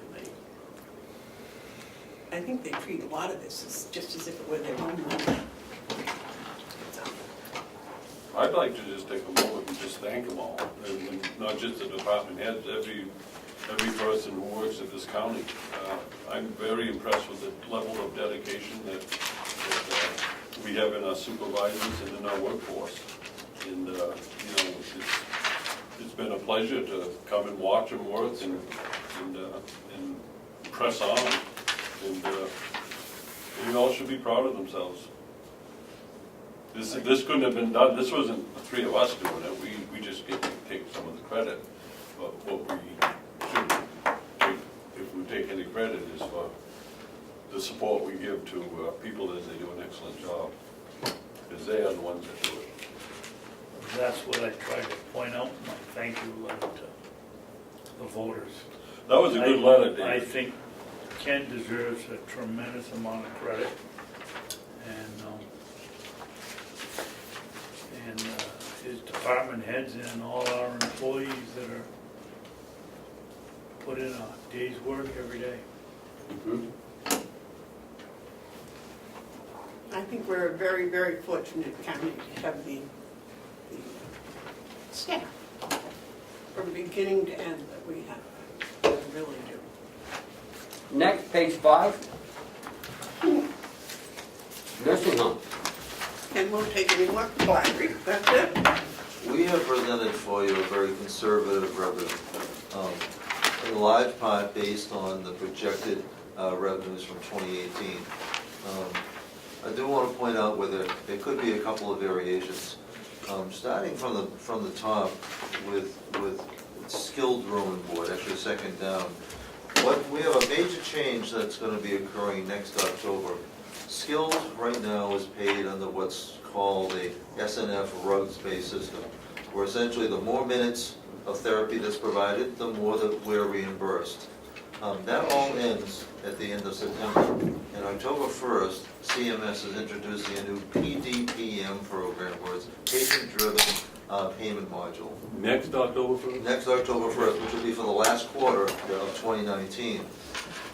We've already built into our expense budget that you reviewed the contingencies that we have to make in order to maximize our revenue, because it'll be done, instead of being therapy will be providing the service, but the billing part will actually be nursing driven.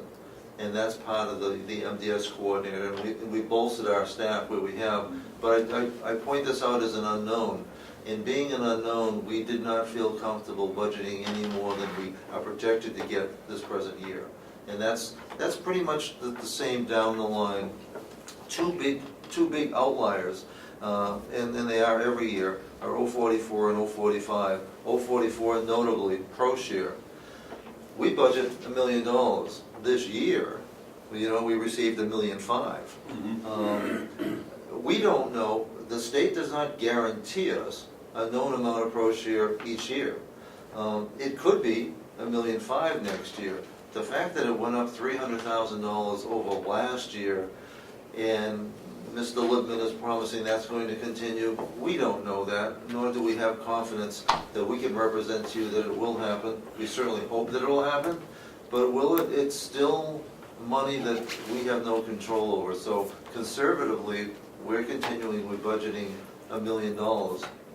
realizing that that's conservative, but we don't want to promise what we can't deliver on.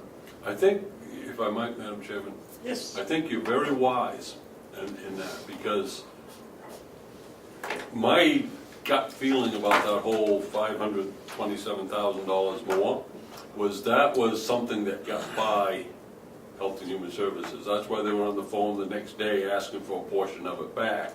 They didn't expect this, and so they're going to be, if they haven't already, remedied that in such a way that it won't happen again. So I think it would be unwise to project any more than $1 million. We agree. Because they're up to something, because they still haven't given us any guarantee that they'll match the funds to feds or. They changed the rules this year, they could change the rules next year. They change the rules in the middle of their sentence. You know, this isn't something you can rely on. So you're very, I think that's good. $1 million is a good projection. Where is that 500,000 extra pro share we got? Where is it now? It's right in the pro share. It's where all revenue goes, to the general fund. Okay, so right, because it's not in the budget anywhere for next year, right? Yeah, We're looking at it now. It's Revenue. budgeted as revenue under the nursing home. it's on the pro share, under $1 million. Right, but I mean, in the expenses, the projected expenses for next year. There is it's no not in there. expense, there is no expense for ProShare. There is an expense for, it's an interesting point for The him. delegation appropriated some money to send back to Well, DH, that's IDN money. but that money has not been sent back, No, 'cause we and it hasn't been earmarked to be spent. No, So it goes into surplus. right. That's my question. So it shouldn't, okay, Only you can spend it. right. And it hasn't been, I haven't seen it show up anywhere in the budget. And it won't. Okay. What you will see on the expense side is just below ProShare at 045 is quality assurance, the bed tax, also commonly referred to as MQIP. We pay into that, and yet we get back more money than we get back. But here again, the formula for that is less than clear. We are looking, as part of the same position that we talked about to optimize our skilled care, there is, if we can improve if we can improve our cost recovery, in fact, what we're looking at doing is getting a higher cost recovery in the Medicaid by improving our care analysis. And so we're actually hoping that we can improve that, but yet for budgeting purposes, we're suggesting that we stay at the $1,250,000 that we know is achievable, even though this year it looks like we will be going above that. We don't know that for sure. By way of explanation, when you get to the very bottom, the contractual allowances always look odd. You know, why are you having deductions to revenue? The reason for that is you can't claim as revenue something that you never will hope to expect to receive anyways. That's not bad. It's as though, with all apologies to Commissioner Hounsell, I'm going to use an analogy. If you're selling cars and you know that are worth $30,000, but you're selling them for $20,000, you have that $10,000 shows up here as a contractual allowance. There's our costs, which our cost reports show, and there's what Medicare and Medicaid pay us. And the difference between the two ends up being the allowance. So we have to write that off before we even bill it. So that's 11 million? And our total budget is $11,354,300,000. That's 0.8% of last year's. It's actually a deduction in projected revenue. Although we will be, if the third quarter carries through, our projected budget for this year would actually be some $400,000, $387,000 greater than budget. So we're looking this year, projecting to be almost $400,000 better than budget. But given so much of that was ProShare, we don't feel comfortable projecting that forward to next year. I understand, that makes sense. David? But Howie, isn't that how we got in trouble 5 years ago? We were putting down what we thought we were going to get, and we got 1/3 of it. That wasn't, until we put collar on the case and we get $1 million of it back. well, no, you're mostly, you're right about what happened 5 years ago, except for the we part. The administration and the commissioners put together a conservative revenue, but to balance the budget, when it got to delegation, they enhanced the revenue projections beyond what we and the commissioners recommended.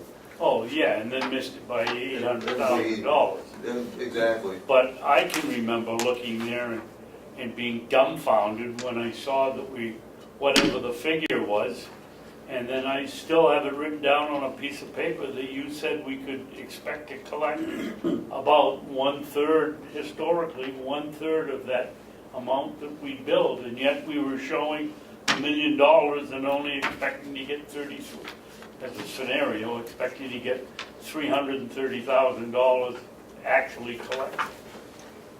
But that, it's my recollection of 5 or 6 years ago, and then we got into the raising the therapy, occupational therapy, or one of them, and that one, we missed by $134,000, and the delegation missed it by $880,000, and sunk our cash flow.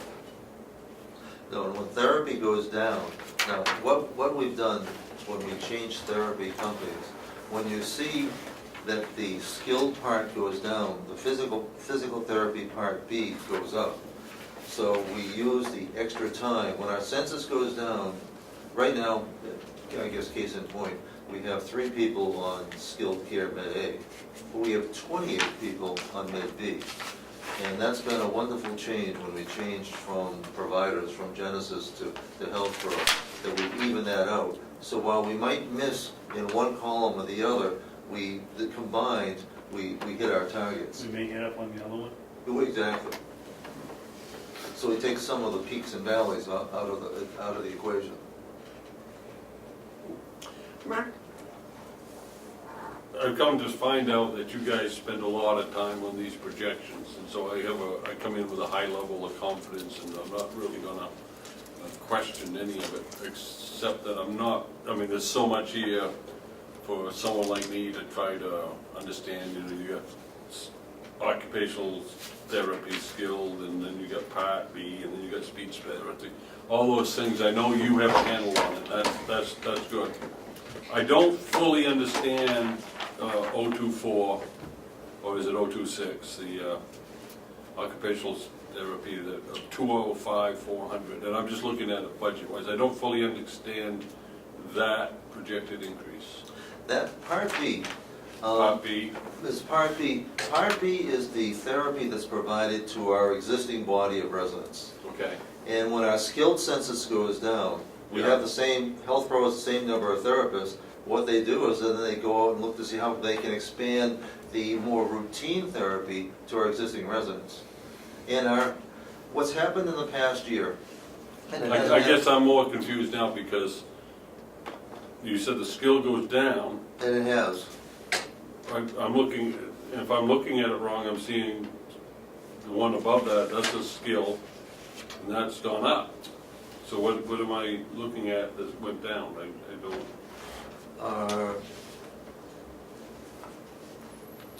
Our skilled days aren't quite what they should be. We're looking at physical therapy skill 2018 budget.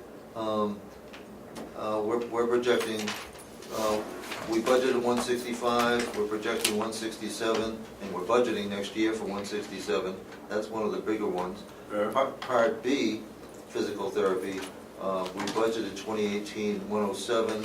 We're projecting 112, and we're going with 112 for next year. So there's slight increases on that. In the same, we are doing it based on real numbers, but we've met our budget goals, but not our program goals, because our census has been down, and I'm glad you asked, because it points out the problem that we've had, and that every county home and every nursing home has had.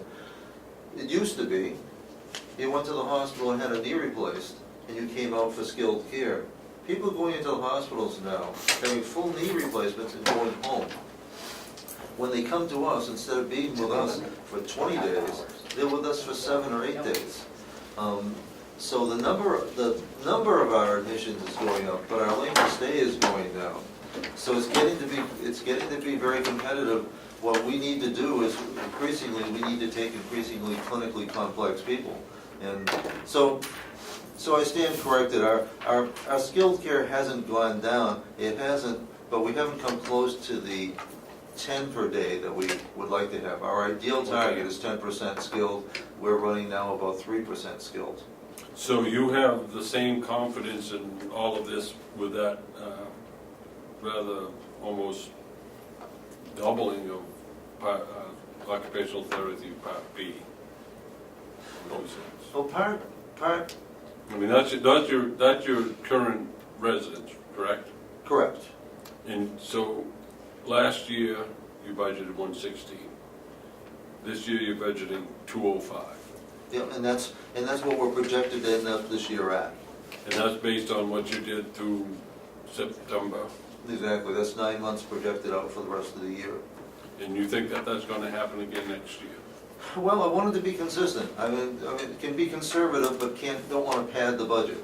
So that, that's occupational therapy, that's the occupational therapy Part B has seen, is we've been seeing the biggest change. It looks to be sustainable. There's nothing about that seems to be an anomaly. So we're consistent, true to pattern. We're extrapolating that out in the same fashion. Okay. It's not a huge, well, it's a significant difference in dollars. Yeah, it is. There's almost It's a double. $89,000 difference.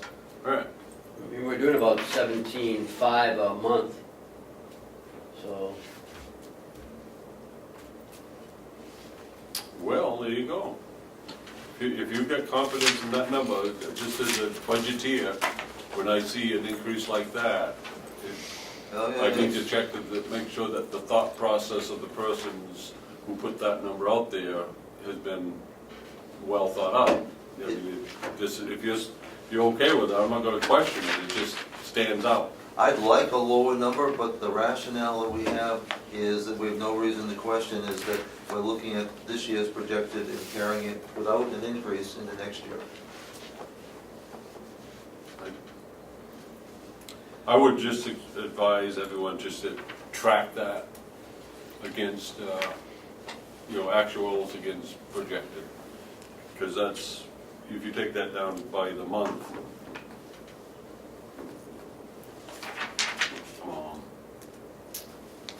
Well, now typically what would happen, if that one was reduced, another one would be increased, because it's really reallocating the assets. We have, let's take our 5 therapists, we're reallocating their billables from either skilled aid, so it's gonna go back and forth, but combined, we're pretty much assured of being. Not on being that right line, on. though. But That's what- the only one that is way off from being the same. correct. Is, because the others, when you add the Part B and the skill, then it doesn't matter which way it flip-flops. You know, we're The most, total's the same, but this particular one, when you add those two together, instead of getting 176, you get 268, which is a big difference, I think.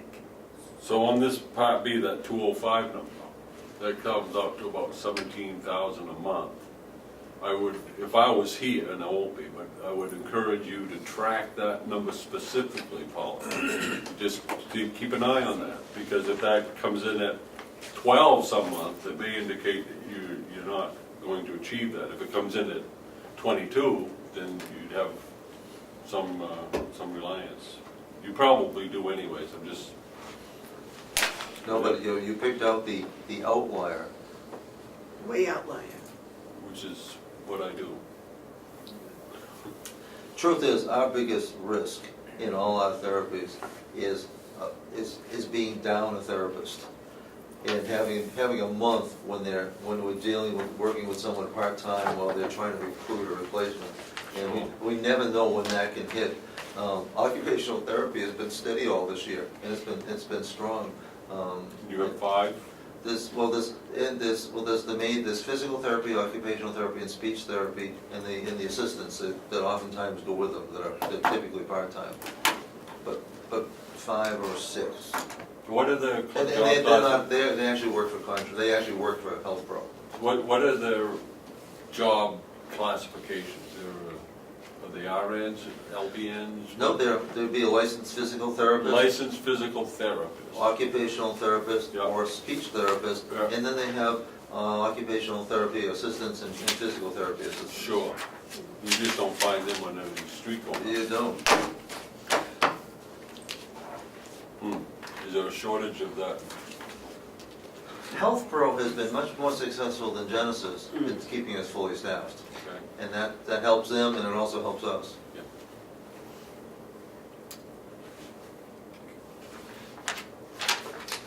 Okay, any other questions?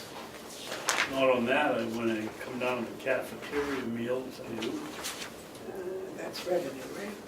yeah. Oh, yeah, I haven't seen that, that's down. Why are you projecting, well, 14,000 less from the cafeteria than you did last year? Well, 9 months, through 9 months, we realized revenue of 43,000, which projects out to 57,408.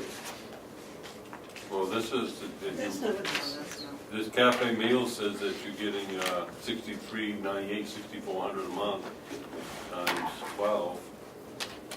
Should be 76,800 according to what you. I don't have my calculator here, but are you dividing 57,590 by 9? I'm doing the That's what I Babson just formula, Babson formula on that, it should come out 76, 786.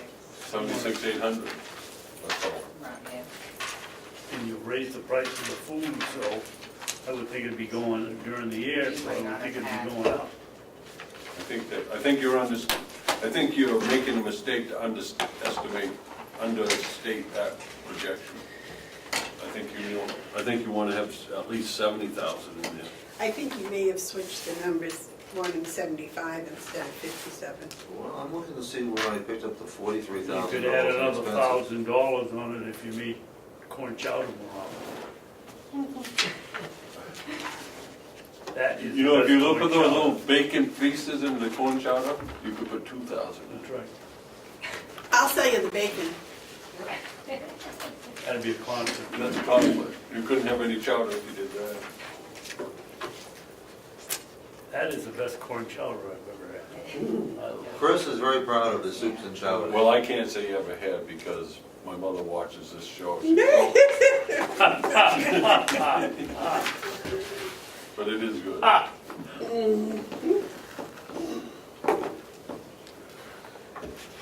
So are we changing that? Yeah, because okay. I think you should put Maybe- 71,000, just do the same thing. Same thing. Maybe we could sell Mrs. Hounsell the recipe for the corn chowder. You sell her the recipe? I mean, you're the only one, you're her son, and you're saying it's good. We've got a lot of people here saying the one that's coming out of the cafeteria is good too. so- Why don't I bring my mother down, you talk to her Oh, about Jesus, it? no. I'm not gonna, Is that's a I know big his mother Howie? too. you don't want her down here challenging her. 71? 71. 71, Paula? 71,000. Yes, Well, that'll help the cause then. Well, I But it think should it's, I really think be it's more, 76, I think Well, it's more right, realistic. but if we're going conservative, then we'll Level same funded, it, yeah. right.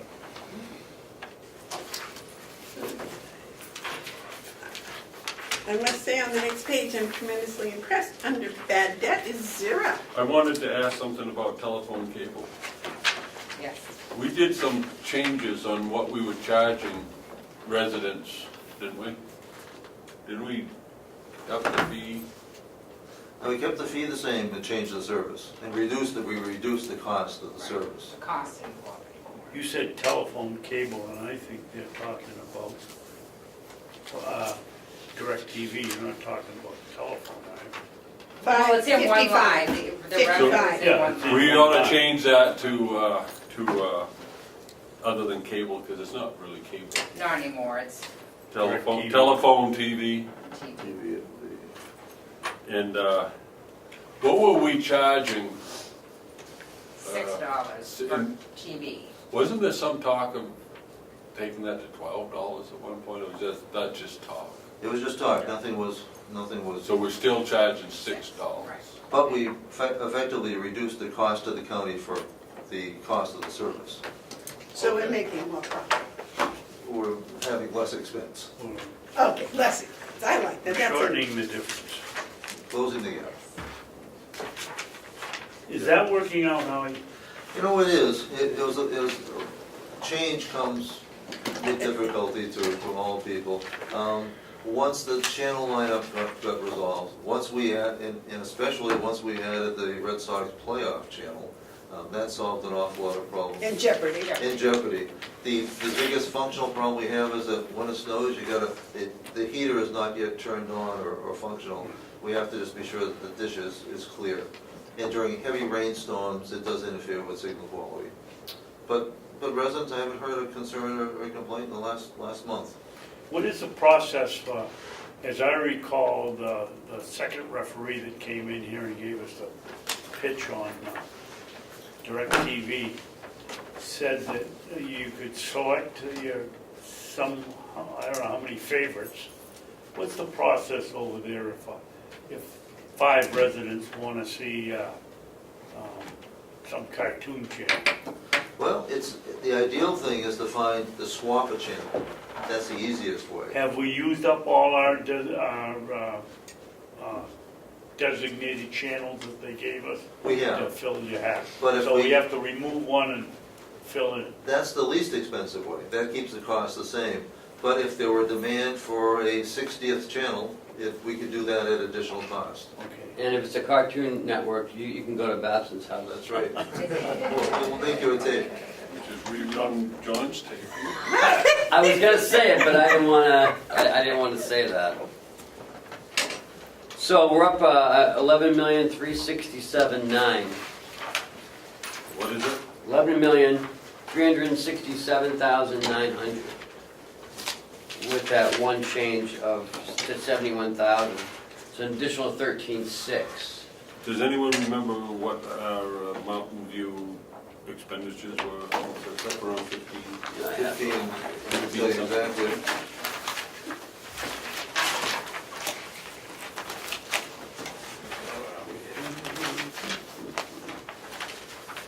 $15,689, $442.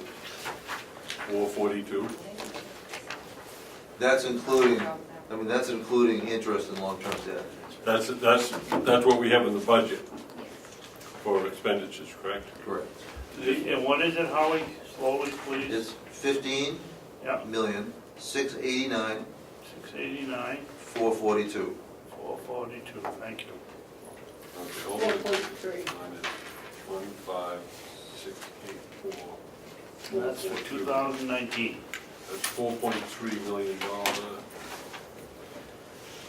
Including, You know what I'd like to have is those same numbers for last year. We're looking at $4.3 million taxpayer contribution to the nursing home. That's pretty good, actually. I'm wondering what we did last year. Can you tell me that again, Howie? 15 million, 689, 442.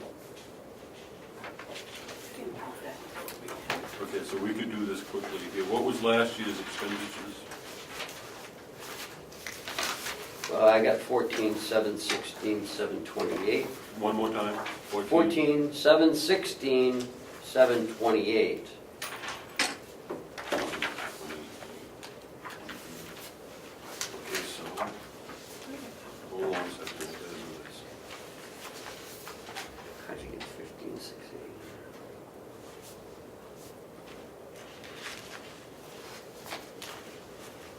Kenny, do I have this correct? The expenses this year take away the revenue is roughly 4.3 million. No. Mm-hmm. Why not? That's exactly Oh, yes, what I I'm did. sorry. Yeah. I'm sorry. Okay, so last year, though, 11,449, 180,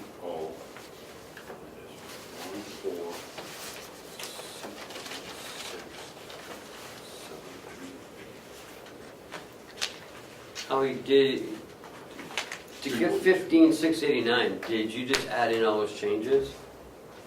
Yep, everything that we submitted to you. Well, I got 15,625, 737, so I'm not sure. And I bet that, I think there was some capital that you took out, so that, mine might not, I think you took, I think Chris, Well, no, did you make those changes? I did, yes, with Kathy. Okay. Okay, so So a we, discrepancy of like You should, yeah, how much? you probably just don't have Uh, that sheet. You should like- have that. 55,000. So that's- I just want to compare last year's bottom line to this year's, the 2019 bottom line. And I'll use my terms. Last year, or 2018, taxpayers subsidized the nursing home to the tune of $3.3 million. 2019, the taxpayers are going to subsidize the nursing home to the tune of $4.3 million, or $1 million increase. And that's just a number. You're getting a lot of things for that number, though. Just something to be mindful of. that also includes principal on the debt, which isn't typically, it's typically considered Well, an asset. my comment isn't to discuss what driven it, it's just the bottom lines. And it's just worth noting, there's $1 million more in taxpayer support to operate in the new nursing home in this budget than there was in the 2018. Well, I have 909,000. 909? Yep. With my numbers now, Right. you add in Howie's and stuff. Right. So by that, but I think, you know, if you say that, that looks like, oh, wow, that's quite an increase. But then you start talking about what you're doing as far as improvements. Yep. And, you A know, lot of it's salary. wages and salaries are a big L&A. part of it, and making the adjustments that we need to make because of the change in demographics. So Kenny, you don't have the difference of 4.3 between expenses and budget projection of expenses and projection of I didn't say that. revenue? I I didn't thought say you that. just said you had 900. That was, No, that's the difference between There's last year different and last year and this year's expenses. Oh, okay. Just the nursing home. But you do have 4.3 as or roughly 4.3 Right. as the difference. Yeah. That's a good measuring stick. Our overall increase in the budget is $1,400,000. 5.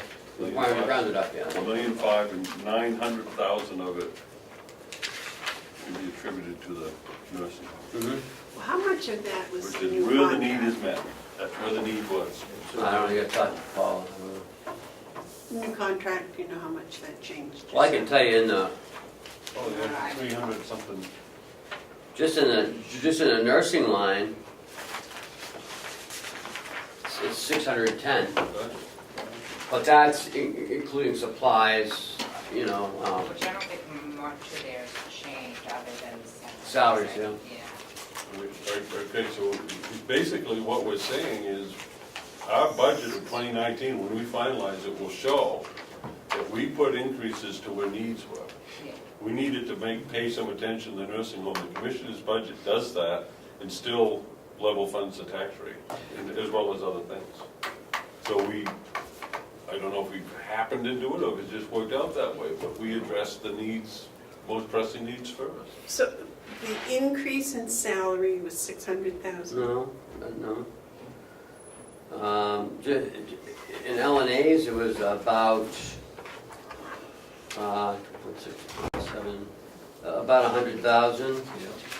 And charge and supervisor nurses, it was 200,000.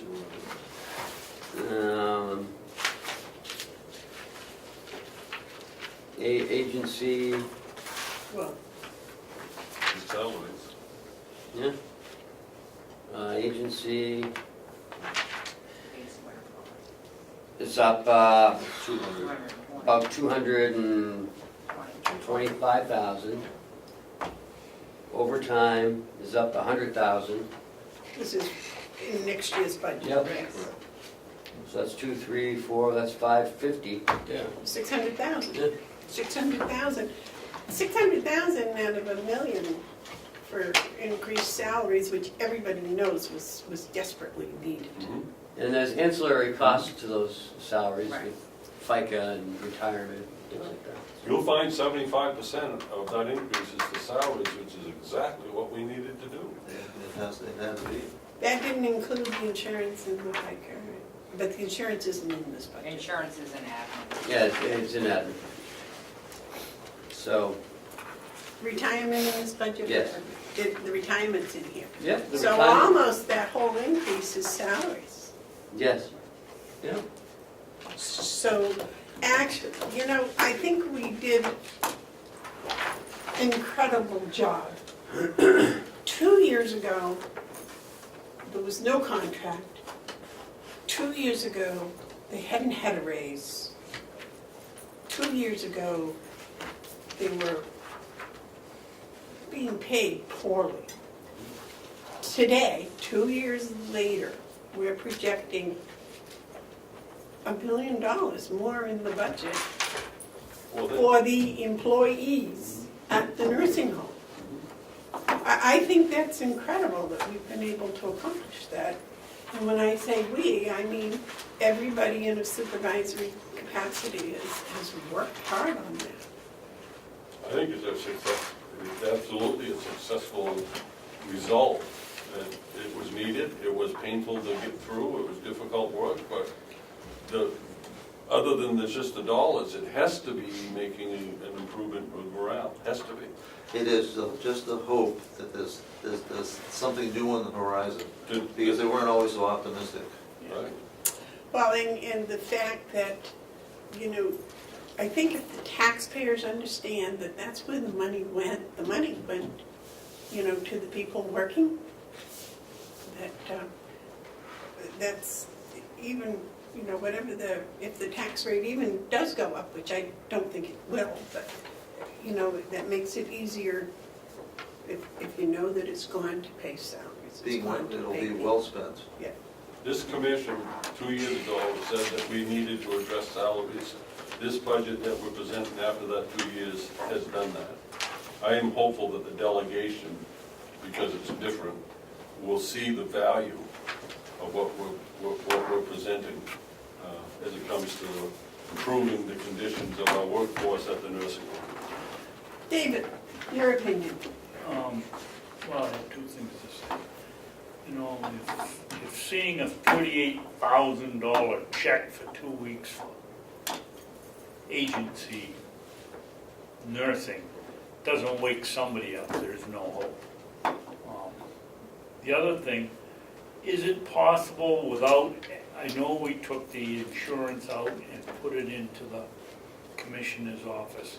Is there a way on the expense sheet not to add it into anything, but have a line item that says what the insurance cost is for the nursing home? So when we say wages are up $200,000 and that doesn't include insurance, we Insurance, can actually. Yeah, it's in the admin. you look at admin line and you see the increase. It's separate. Medical It insurance is. is $1.6 million.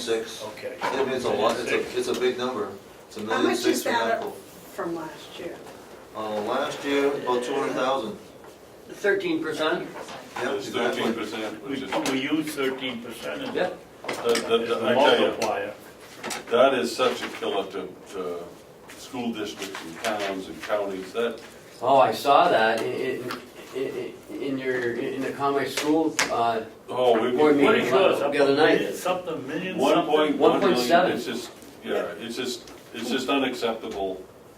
Someone's gotta do something about it, because we're just sitting here, it's like the insurance companies taking target practice on us. Yes. We don't have a shield, we don't have anything, we just have to take their bullets, and it's awful. It's not sustainable, and, I don't know what to do about it, I really don't. Every option you have is unacceptable, and yet, these insurance companies are getting fatter, These hospitals are getting fatter, pharmaceuticals are getting fatter, and the taxpayer is getting it hard. It's getting skinnier. It's almost down to, there's no flesh left to cut, you're gonna cut into bone now. I Well, don't and there are think less the and less doctors to do the cutting. I don't I think read the that, too. hospitals are getting thinner there. Hospitals aren't. Well, you said hospitals. No, I did. didn't. You said hospitals getting fatter. No, yeah, fatter. Fatter. I don't think they're getting fatter. They're closing. They're closing and they're joining up with a big mother Yeah. hospital Yeah, because they're they getting can't fat. make it financially. And it hurts our Well, And staff. their costs are out of sight. Memorial Hospital was on the ropes. Right. They were bought out by a big hospital, they're all nice and shiny now, but I go to Huggins. You know, bigger isn't better, And this does but they're affect, surviving. this does affect our staff because they pay 20% of that. And sometimes the increase in medical insurance is awful close to the increase in pay. We're chasing our tail in Yep. trying to help our staff sometimes. Yeah, and that staff are taxpayers. You know, everyone's a taxpayer, and, you know, so when we do this, yeah, they're paying more in their share, and they're feeling that sting, but they're also feeling that sting when they pay the property tax bill. Correct. There's no, and I can't for the life of me figure out what they have done to earn $1 million more in premium.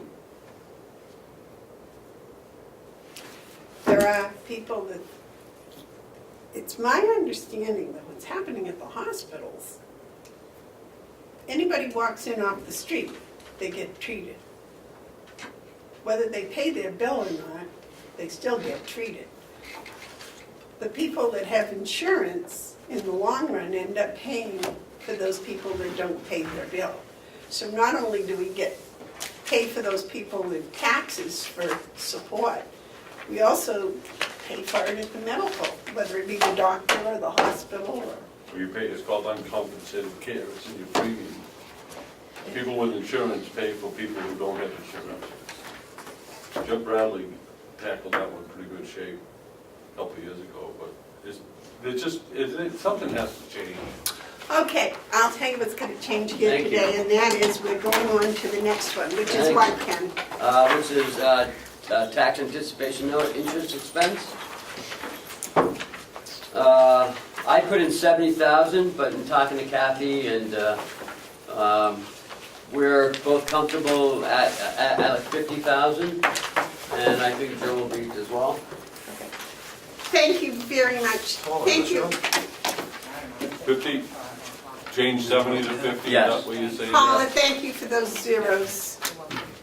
We're at 34,000 now. That gives us like a good cushion. Gives us $16,000 cushion. So why are you comfortable? Why are you comfortable? Because I don't feel our what we're going to be drawing as much TAN again. I think 10 million is going to be our max.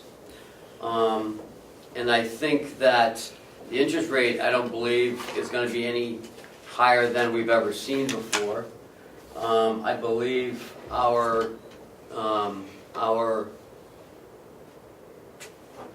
Usage, and our cash flow, the interest. interest expense. Yeah, but it's not, but the non-tax interest expense, we're just tapping out of it now, and it's November, going into a higher interest. And I think our cash flow is good. We're not drawing out on it until April or even May. I think we're managing our cash well, and I think, 70,000 is just too high. We So budgeted what are you 80, changing it to, Ken? 50. Ooh, boy, but the interest rate's gone up Yeah, but 1.5% for the general population. Yeah. So I would anticipate that eventually that tax anticipation note interest is gonna go up, isn't it? But if we don't start drawing on it until May, and we only draw 10 million, I mean, if you guys want to put it higher, go ahead, but I'm recommending 50. Joe? I'm semi in agreement with Ken. When we did this last year, at the last minute, I ran some quick numbers, and based on usage, I thought we were gonna be using it a little more than we did. And so I convinced Ken and the delegation that we need to change it to 80,000. When in reality, I think we had it at, I think it was around 50 last year, I don't remember, Ken. It's pretty clear to me, that after looking at it, that we've only spent, would you say 34,000 so far? 34,000. So we're gonna be well below that $70,000 figure. So even if we do have an increase in the interest rate, which I believe we will, I don't know how much, but I believe we will. I remember that our bank uses us extremely well on this. You know, I'm reasonably comfortable with the $50,000 figure. So you would use 34,000 through how many months? November. 9. Right up until this point. Oh, Kathy really? keeps a running spreadsheet of anticipated expense. We haven't paid it, but it's anticipated. So that's 10 months. Divide by 11, 11 months. multiply times So the 12. triumvirate of Kathy, Joe, and Ken all are comfortable with 50. I don't have any expertise to argue against those three people. I guess what I'm saying is I feel like I probably overstated it last year, Yeah. but I wanted to be assured that we'd be okay. So I'm certainly comfortable with the 50 now. Okay. And once we have that TAN agreement, that rate does not change for the full 12 months, except when fixed we rate for- go fixed rate from for the the term. taxable Yeah. to the non-taxable. Yeah, fixed rate for the term, that's correct. Now, again, we won't be going back to the bank yet, you know, for next year, probably until sometime in, if I had to guess, probably in May again. Although we want it ready sooner. Right, exactly. Well, don't we want the agreement signed, sealed, and delivered? I'd like it by, well, I just got an email from the delegation coordinator, and December 10th looks like the organizational meeting for the delegation, which is Monday. Yeah. So I don't know if they're gonna stick with that, or if something changes, I don't know. No, I bet they don't. But that seems to make sense. Okay. The way to check that is, I'm sure they have printed a house calendar, and I just got the email, but it's not sent to any new delegation member, it's all the old delegations. sure, yeah, they'll post it in the calendar, then Well, everyone. Joe, could you have a tentative rate for us by then? Well, the problem that I have, like I had last year, Yeah. when I call and start inquiring about rates, they want to know about amounts, they want to know about our budget, they want to know a whole host of things, none of which we have confirmed yet. And that was why I was prodding the delegation to approve the budget so I could go get the TAN rate. Although I believe December 10th, we can get approval to start moving forward. I think we can, yes. They did that, they gave us approval to move forward with the tax anticipation. But again, you have the same problem, the bank's gonna wanna see the approved budget. We can give them the proposed budget, and hopefully they'll work off of that, but they like to see the approved budget.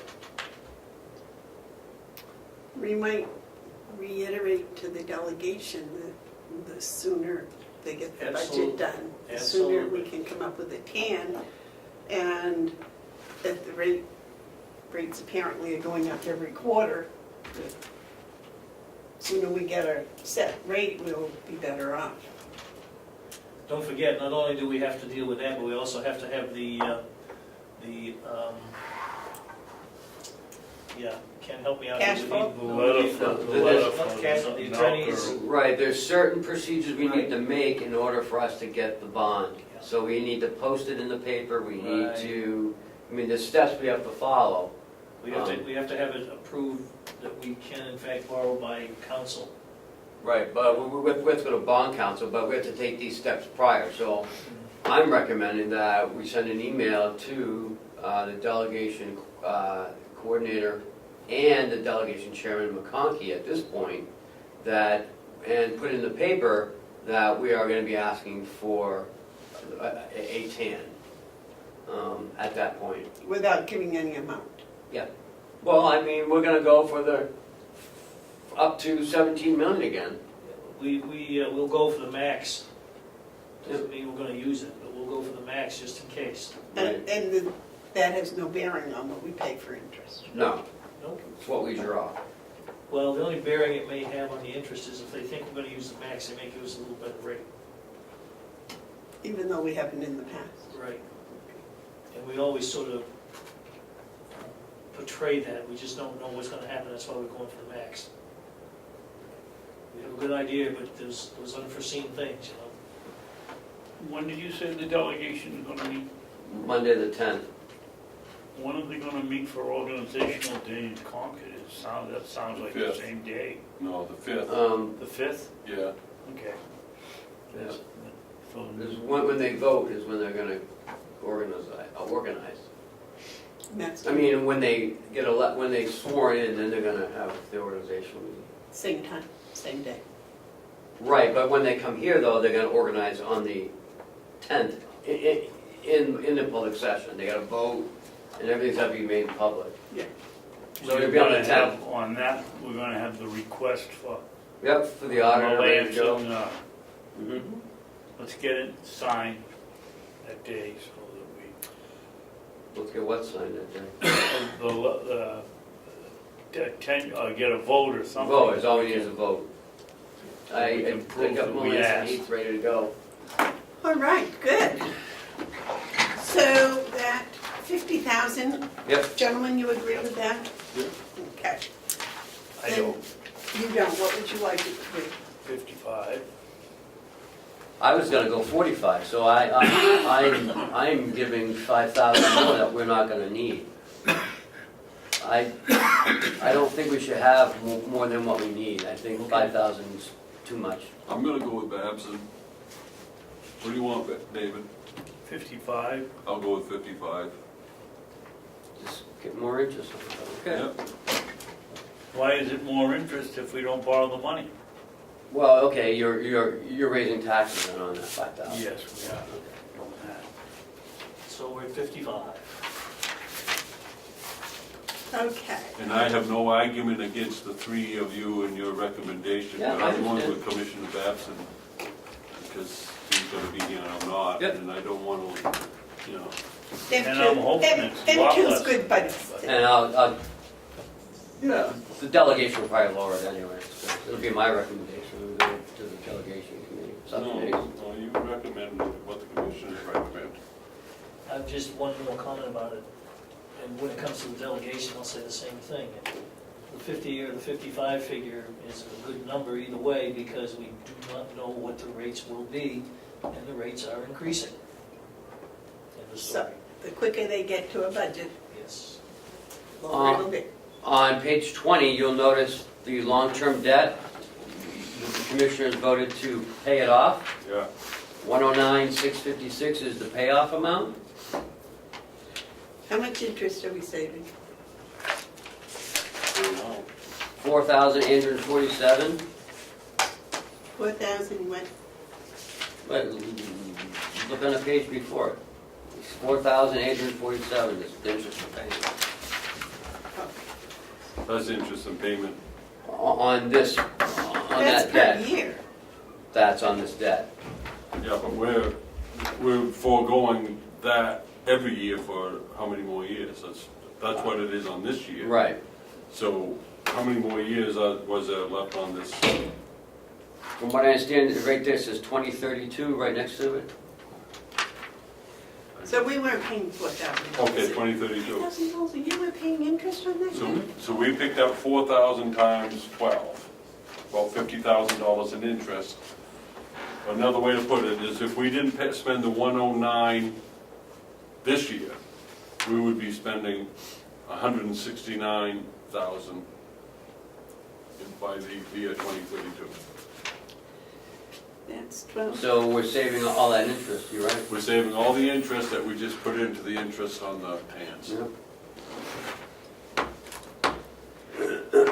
So the principal is 109,000 left to pay on that? Nope. So we save approximately $60,000. And we're saving more money by buying the vehicles outright. That's, what is it, 6,000 a year Yep. for 3 years? We're using money wisely. We're not just sitting on a fund balance and paying interest. That's good. That's good. That's it. So by spending the money and paying off these debts, we're saving interest, which is just increasing our fund balance.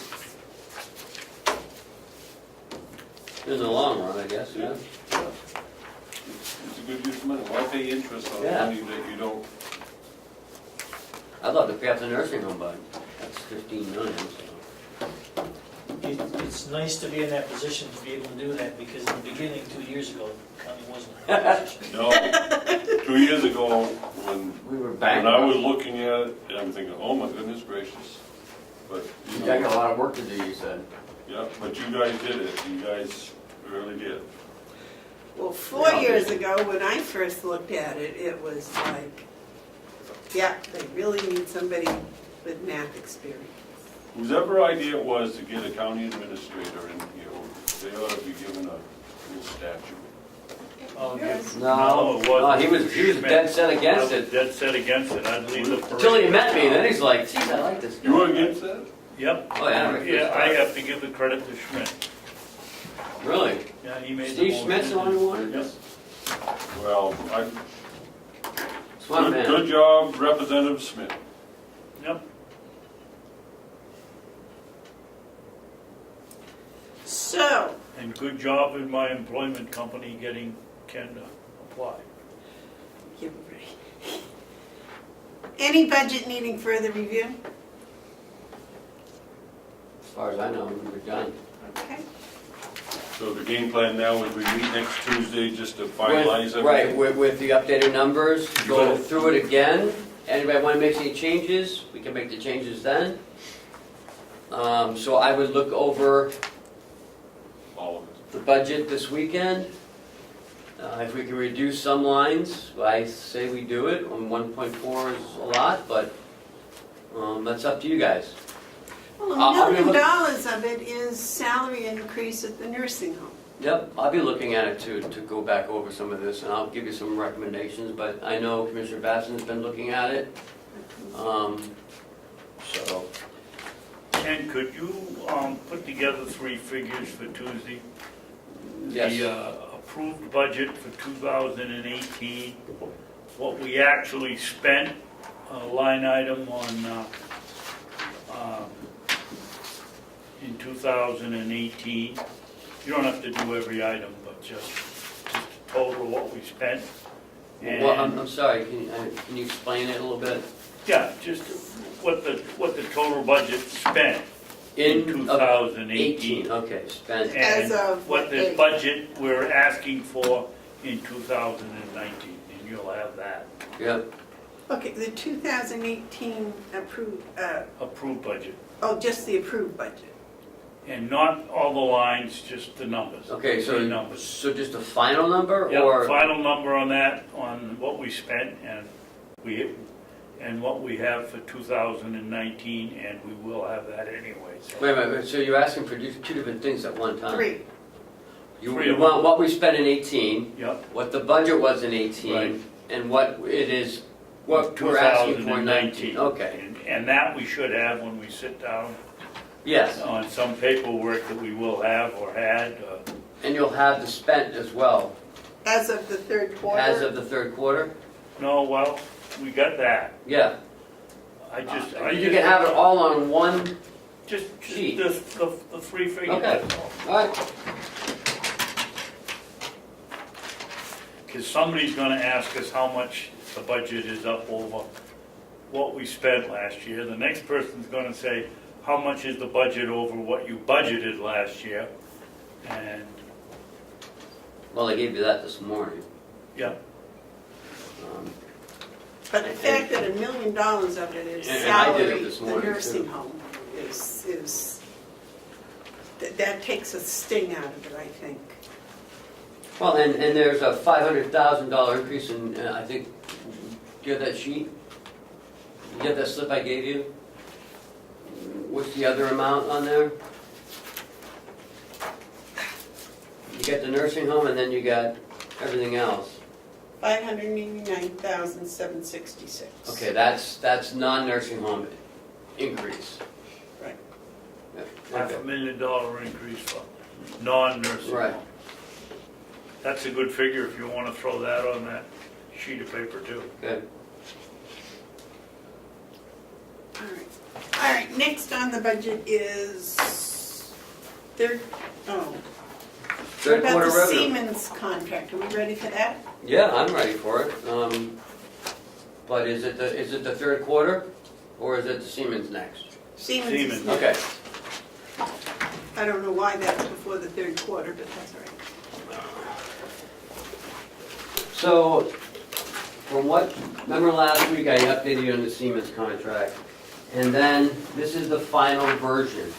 We changed those two items that we were looking to change. Siemens said okay.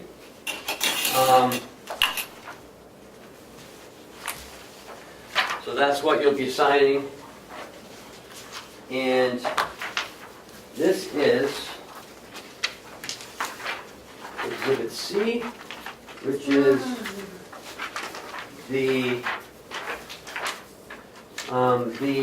total project guaranteed savings, and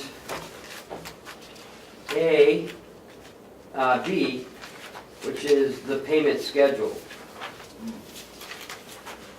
Bob and I are okay on everything except the payment schedule. We'd like to still work on this. So how do we sign it if we're going to? We can't sign it because of two things.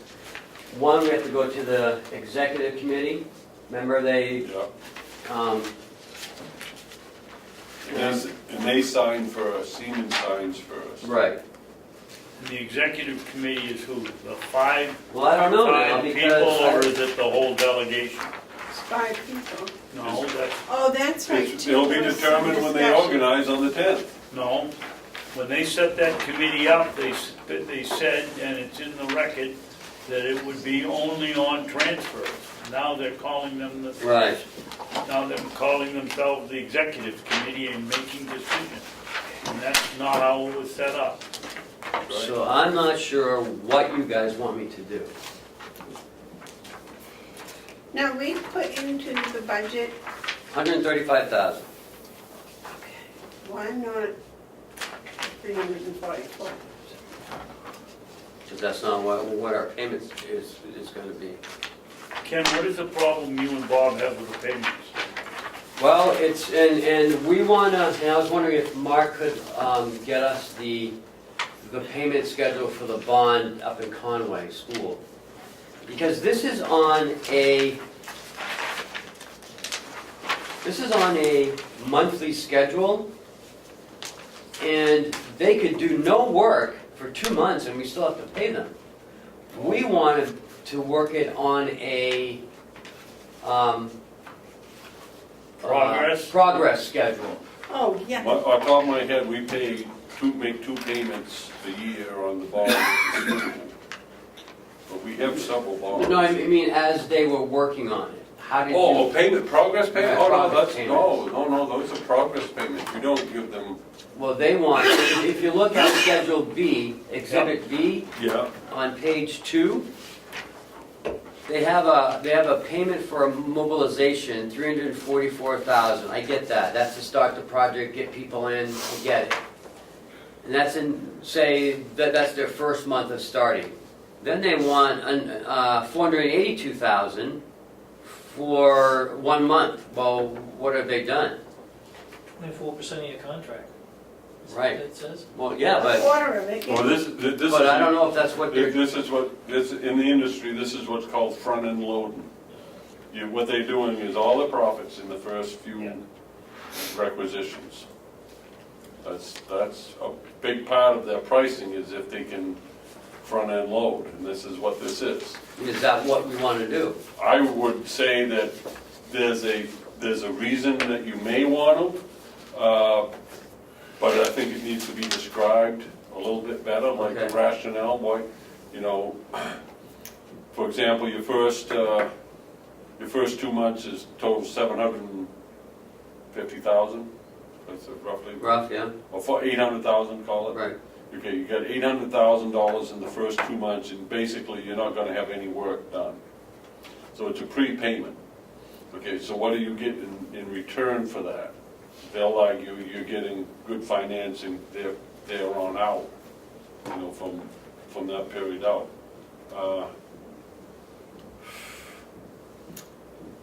That seems like a lot, 24% before there's any work done. That's like if you did a job, if you hired someone, they want 50% up to start and 50% to get done. Right. What they're doing is they're grabbing their profits first, front and loading. It's So common. who is paying this $800,000? Basically, We are. That's not what's in the budget. There's only a one payment of, No. That starts at the end of the year. Okay, that's how we pay back the bank. The 135 is to pay back the bank. We get this up front from the bank.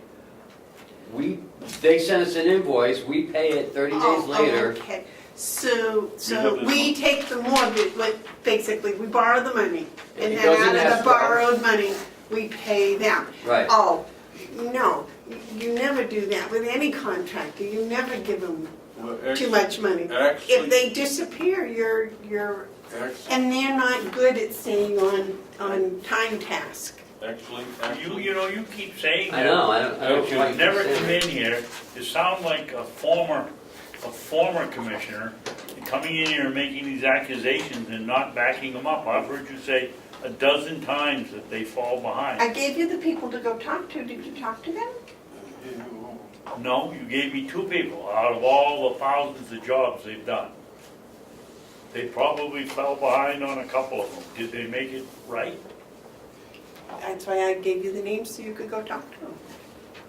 I'm gonna go on my own personal experience, and I'll talk to you, you guys can believe me or not.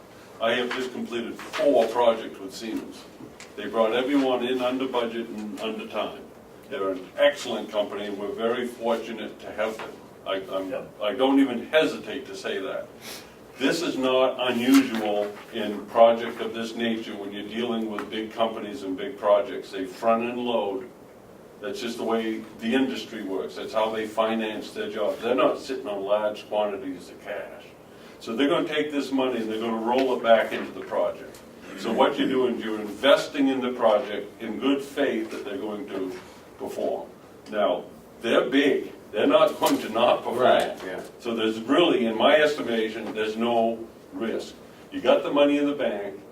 Why not leverage it to some degree to find out how you can best achieve overall pricing?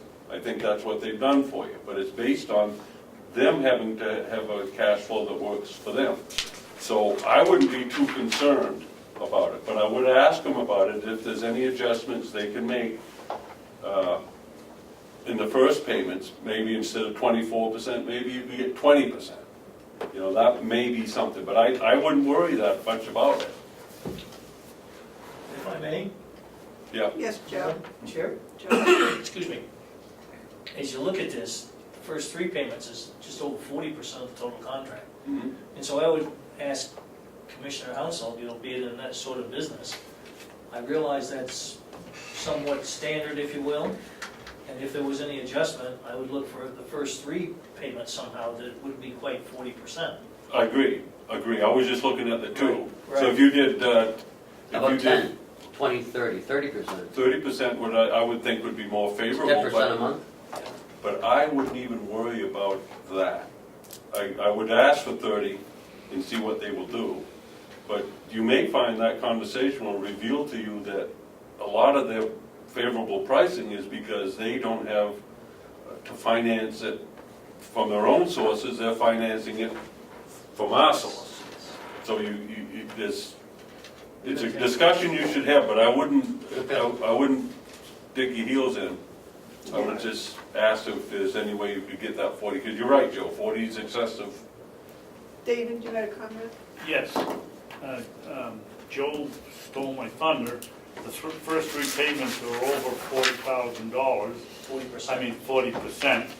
I would ask them if they could drop the 3rd payment to 14% and make the adjustment in the next 3 or 4 months. They have to go out and buy huge equipment. Yeah, they use a lot. That they're gonna have to pay for, and it's gonna be sitting in a closet. And this is why, as Mark said, they front end load it, but I would certainly attempt to have them reduce the front end just a little bit. Okay. I think if they were to do something like, take your February through June 10% payments, if they would lower those to, increase those To 11%. to 12, Yep. that would pick you up 1, 2, 3, 4, 5, that'd pick you up to 10%. And then reduce your first 3 down to 30%. Okay, so 10, 10, 10. and I then think 12, that's, 12, 12. Yep. that'll open up a pretty good conversation. You'll come back with more information than I can give you, but I'm sure they're factoring in their cash flow needs for this project. Well, that's why, I wanted to bring it forward, because I wasn't sure. And I knew that you've done quite a bit of, Yeah, it's typical. that- I've done it myself, we get a good sized plumbing and heating job, you put as much as you can on the first requisitions. Do you have the work schedule? The schedule when they're starting and what they're doing? yeah, it's, I think that's, I wouldn't make an issue of it. yeah, I do, I have everything, I don't think I printed it out, because it's like 18 What's- pages. What's their start date? I don't know, it all depends on when we sign the contract, when we get the bank financing going. I mean, there's still a lot to do. I wouldn't make a big deal over that. Okay. I'd ask the questions and have the conversation in a professional manner and see what you can get from it. And I would be concerned if it wasn't a solid company. We're paying the interest on it anyways. Right. Okay. Are they bonded on this job? Yeah, they're bonding it They're for not, the amount. yeah, they're not, I don't see a risk. If I may John? have another question, the note from the bank, that's a credit line, right? No, it's going into escrow. So we're paying interest on the whole thing? Yep. upfront? Yeah. Why didn't we get a line of credit? Because it's a lease payment. We're getting it from the bank, and we've already sent the bid out. The bid was awarded to the Bank of New Hampshire Yep. on those terms, so. Yeah, it's a chosen way that we've done it. It was a decent rate, which doesn't concern me at all. Mhm. We already have the money in escrow then? Well, the bank transaction hasn't closed yet.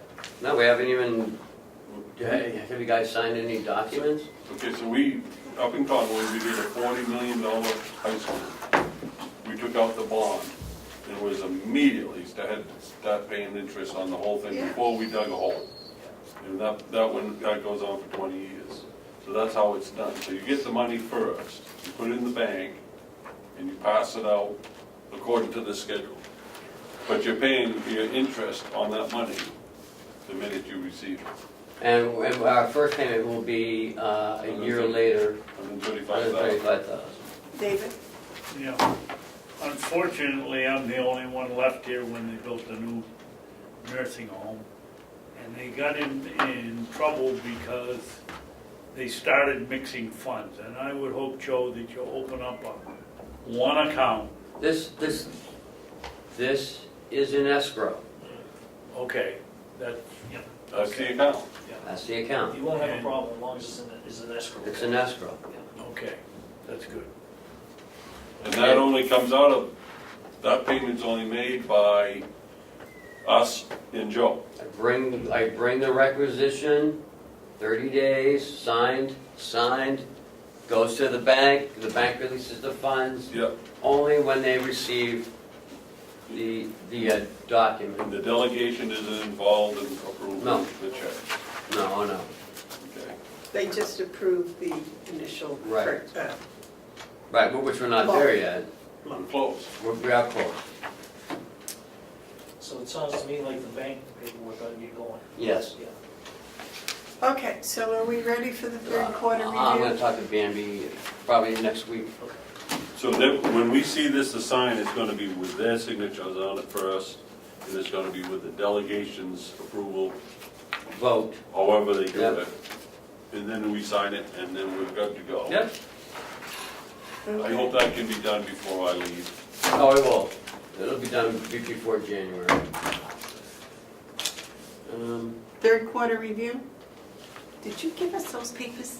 Yeah. Gotta find mine. Well, that's what I've been looking for and I'm not getting I there. didn't see it so. either. Yeah, they were the last documents on your page.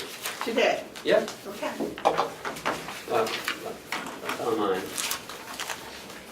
We weren't on the revenue budget. Revenue. No, it's only like 3 pages. Actually 4 pages. It's got the 25, 50, 75%. What's it look like? 4 pages. I didn't count that I got high. it, this one. There you go. Yeah, that's Okay, that's it right here. Yeah, Okay, I got revenue? it. Revenue, that's what you were Oh, looking at okay, yeah. before. All right. Yeah, on All mine. right. Oh, revenue review, Okay. okay. I don't know what that meant, but. Okay. Third quarter. Third quarter. Oh, look at that. 9,999%. Could we have some more of those accounts, please? Well, we didn't budget anything, so. I mean, it looks like everything's going great. The county miscellaneous funds, 13,000 over budget. Sheriff's income, those RIT fees, I'm not sure. I gotta talk to him about that. I'm not sure what's going on with that. His U.S. forestry, he looks like he made over $4.90 over budget.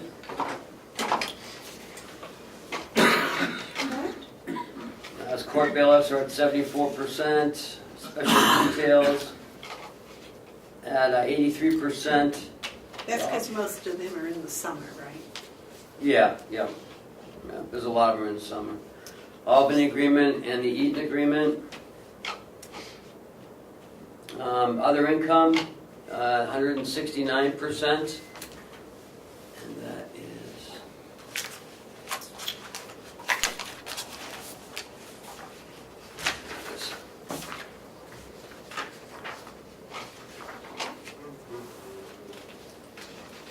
Looks like a lot of DCYF transportation. Really? Yeah. We got some Granite Shield reimbursement, and a lot of fines. We get the fines? Yeah.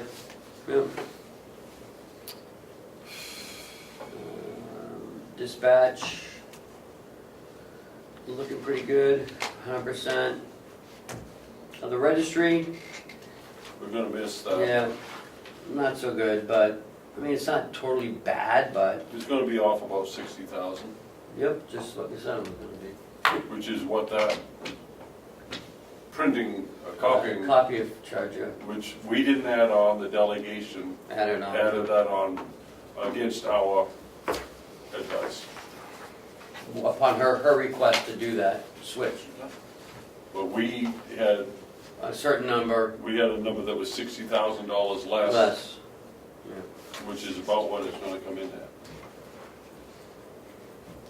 Live and learn. Well, she's at 72%, so overall. Yeah.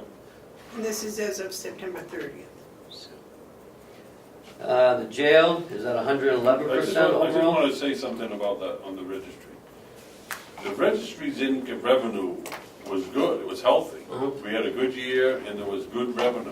The problem with overstating your revenues before you do it is that's what people see. Yeah. They don't see that the revenues are up in registry, but that revenues are off the projection. Yeah. And that's why it's very important that you don't overstate your revenue. Jason, we do that, conservatively. And we never know what our borders are gonna be, so the borders help us, really, they really do. You can cook them on stuff. I thought you were done. Oh, it's now lunchtime. The farm income's at 54%, because a lot of the hay numbers aren't in here. So, You had, I think what we heard him say a couple of weeks ago is he was over 30 already. Yes, he yes, is. yeah, so we sold a lot of hay since then. How much hay do you have in the barn now? Do you? I think he said 1,500 bales now. It was 3,000, but now it's down to 1,500, so. You want to have some in the barn? That's what I'm hoping to have some, yeah, sell it for $13 a bale. Oh, Jesus. I mean, I do buy it. No. Not at $13. Somebody will though. Well, the ones with milkweed will always charge you 6. You can't trust her. That's it for that page. We just went through the nursing home. Our grants on page 3, 78% for the victim witness. And that's just about done, so we're doing pretty well there. The jail, the HOC, the jail is not getting an IDN fund grant in 2019. Why? Because we don't need it for anything. We are going with the second chance grant, and we're getting our second round, and I believe it's $250 for the second round. I remember when they were talking about wanting to put that $167,000 back to the state for the IDN grant, that part of their argument was that it'd find its way back to our jail. Yeah. Well, But now we don't need it. Right. So there's another reason not to send it to the state. I got to talk to the sheriff about this the 672. I'm not sure. I don't know if he hasn't spent it yet or what the deal is with that. That was the second phase of the tower. I know we've had work done. It's all been accepted. Yeah. But I think you may have gotten it after the 30th of September. Okay. And Mountain View, we just went over. They're at 82% overall. This is outstanding. Mm.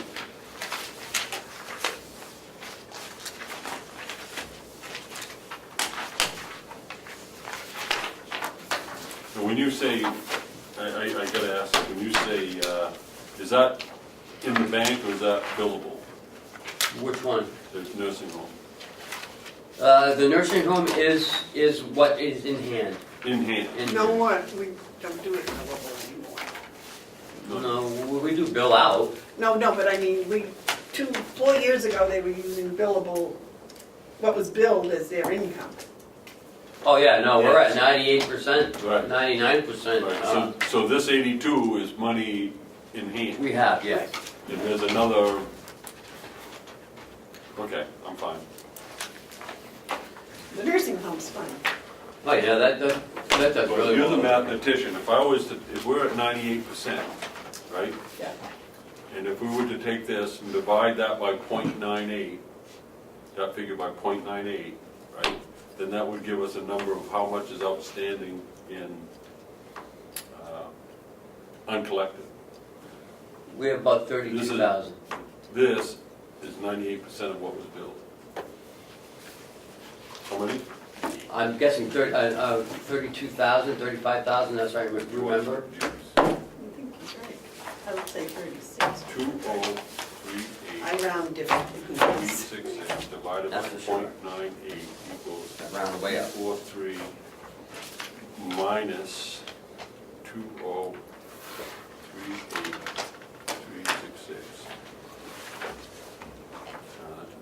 Yeah, about $35,000,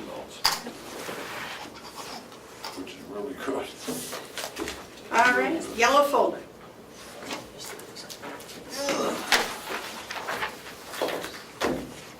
We have non-public minutes to approve. Apply for hiring for the jail. And that's it.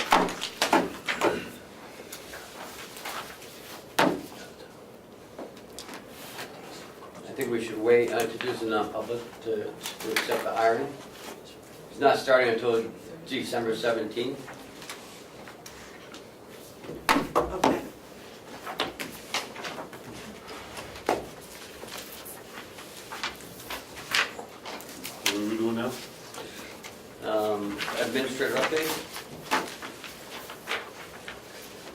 We're all done with Some minutes to be approved? No. in non-public. yes. Oh, okay. We're all done with the budget. On Tuesday, we're meeting on Tuesday to finalize everything. Thank you so much for meeting this extra day. It's really made a big difference. We're gonna be done the budget in plenty of time to submit it to DRA and submit it to all the towns. And that's all I have, I guess. Madam Chairman? David? Yeah, can you and I talk about something that we had to do, or should do, 2 or 3 days ago, and we didn't write it down? What was it? We're down in your office. Talk a lot about stuff, what we should do. Does it start with A? Bid. Bob did want to talk about the broom sweeper, but he found another one in Rochester that he wants to do a little more investigation, so he's coming to you on Tuesday. Okay. We had some, I'll think about it, Write it down this time, and we'll talk about it on Well, you can write Tuesday. it down, I can't remember where the pencil is. Okay, and anything else on administrator updates? No. Commissioner updates? Yeah. David? Let's not forget, as we come into the winter and soon followed by spring, are we going to go out for bid for the tapping of the maple trees? We ought to do that. You should be talking to Will, I don't know anything about. As you would tell us, he's your employee. Right, but if that's what you want to do, then I guess we should bring him in and have a discussion. Or we could just take a vote that we want to go out for bid, you could tell him. Okay. I don't know, if is there another, there was another orchard you wanted to tap or something. Right, that's what I'm wondering, if we shouldn't get that information from Wendy and see if they're far enough apart to have 2 bids or if they should all be one. What's the other one? Oh, there's some other orchard over there with maple trees, or whatever you call it, Maples. tapping trees. Yeah, but I don't know where it is or anything else, so that's why What, Wendy would be the... on our property? Yeah, you go out past the bog, like you're going to the backfield, Yeah. down on the left in the hollow. Starting to sound like a Well, then I think we should direct you On to the holler. ask Willie to call Wendy and find out what the story is. Well, I think he knows about it, because he pointed it out to me one day. Why don't we just make a motion to authorize the development of an RFP for maple, I'll second that. tapping the trees, maple taps, maple tree taps. Orchard, Orchard, maple orchard. actually the old time is the Actually, sugar bush, sugar tapping bush. the sugar bush. That's what I want my motion to say. Sugar bush. I will Tap sugar bush. Make a motion that we develop an RFP for the tapping of the sugar bush. On the That sounds like Kangamongus. you living on the Kangamongus for the last 40 years. 66. 56. 66. See, everybody's saying Kangamongus now. Are you saying it right? Okay, If I haven't accomplished anything, I've accomplished the how motion's to- been made and seconded to send out an RFP for the tapping of the sugar bush. Is there any discussion? All those in favor say aye. Aye.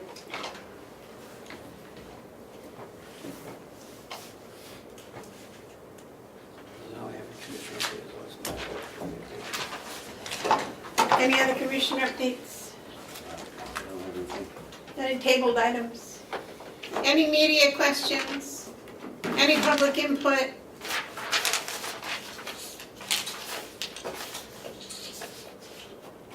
We have a non-public today? We have 2 non-publics. You know, I'd like to take a moment under public input. Yeah, because we work. No, not at all, not at all. You know, you see people serving their community in many different ways, and some of them, most of the ones go unnoticed. And I've been here 2 years, and I don't believe John has missed a meeting since I've been here. Yes, he has. He has. One. Yes? Yes. Yeah. Did I miss that same one? Because I don't remember him having. No, you were here because we were all happy about it. No, but I really mean this, John. Your dedication to this task, you know, I can only imagine how bored you must have been during a good portion of it, but your dedication to it hasn't gone unnoticed by me, and I thank you for it. Well, there's a niche, and I think I fell in. Yeah, you sure did, and that's really how good public service goes, is when someone can fill a niche.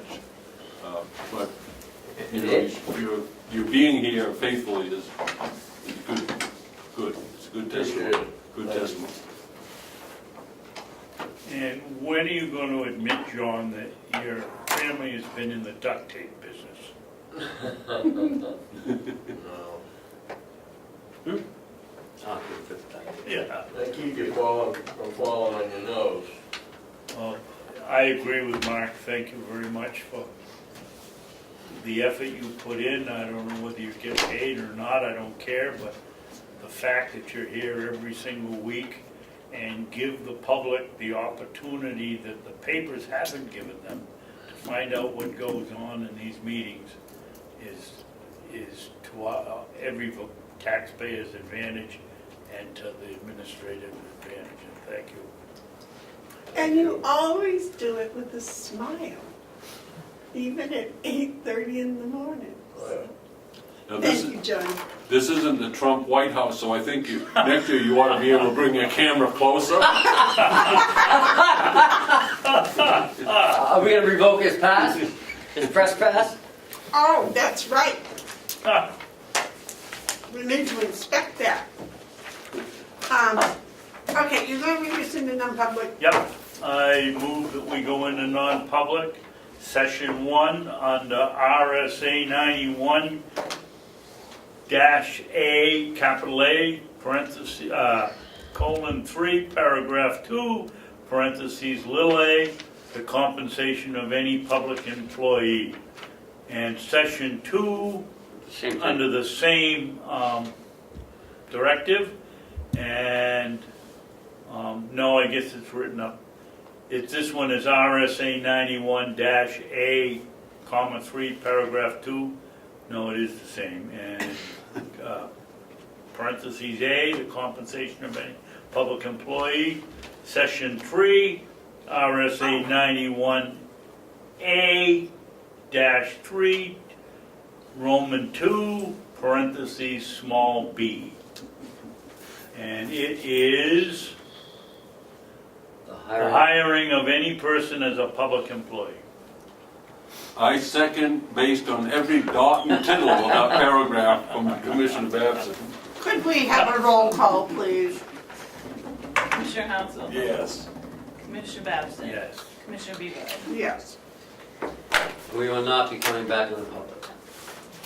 It's all right, John. We might be We're announcing. gonna, if you just wait, they get done faster if they know you're waiting. I have to go, I have to take a break, so. We'll take a small recess. Would you make a motion to adjourn? No, he did. Oh, David made, did Well, you? I thought you did, and I seconded it. I'll make a motion, we adjourn. I'll second. How about sealing the minutes, or didn't we have to vote on? Oh, yes, I make a motion, we seal the minutes from non-public. Second. All those in favor say aye. Aye. Aye. The next meeting's Tuesday. You can call us adjourned. Motion's been made and seconded to adjourn. Oh, All wait a those- minute, no, No. I got one other quick thing. You have on here the residents' breakfast after the delegation is sworn in. And President breakfast is December 12th. would it be a nice thing to do to invite them to the breakfast? Chris would. If that's what the board would like me to do, I will most certainly do it. I'll make a motion, we send a quick invitation to the new delegation members and invite them to the breakfast whenever it is, December 12th. December 12th at Second. 7:30. Second. All those in favor say aye. Aye. Aye. Do you have their email addresses yet? I have 3 of them. There's several, aren't there? Yeah, there's 5. I have 3. There's Well, I five, have- yeah. 5 new ones? Yeah. I have, 4 from up this way and 1 in Wolfboro. Okay, the motion's been made and seconded to adjourn. All those in favor say aye. Aye. Aye.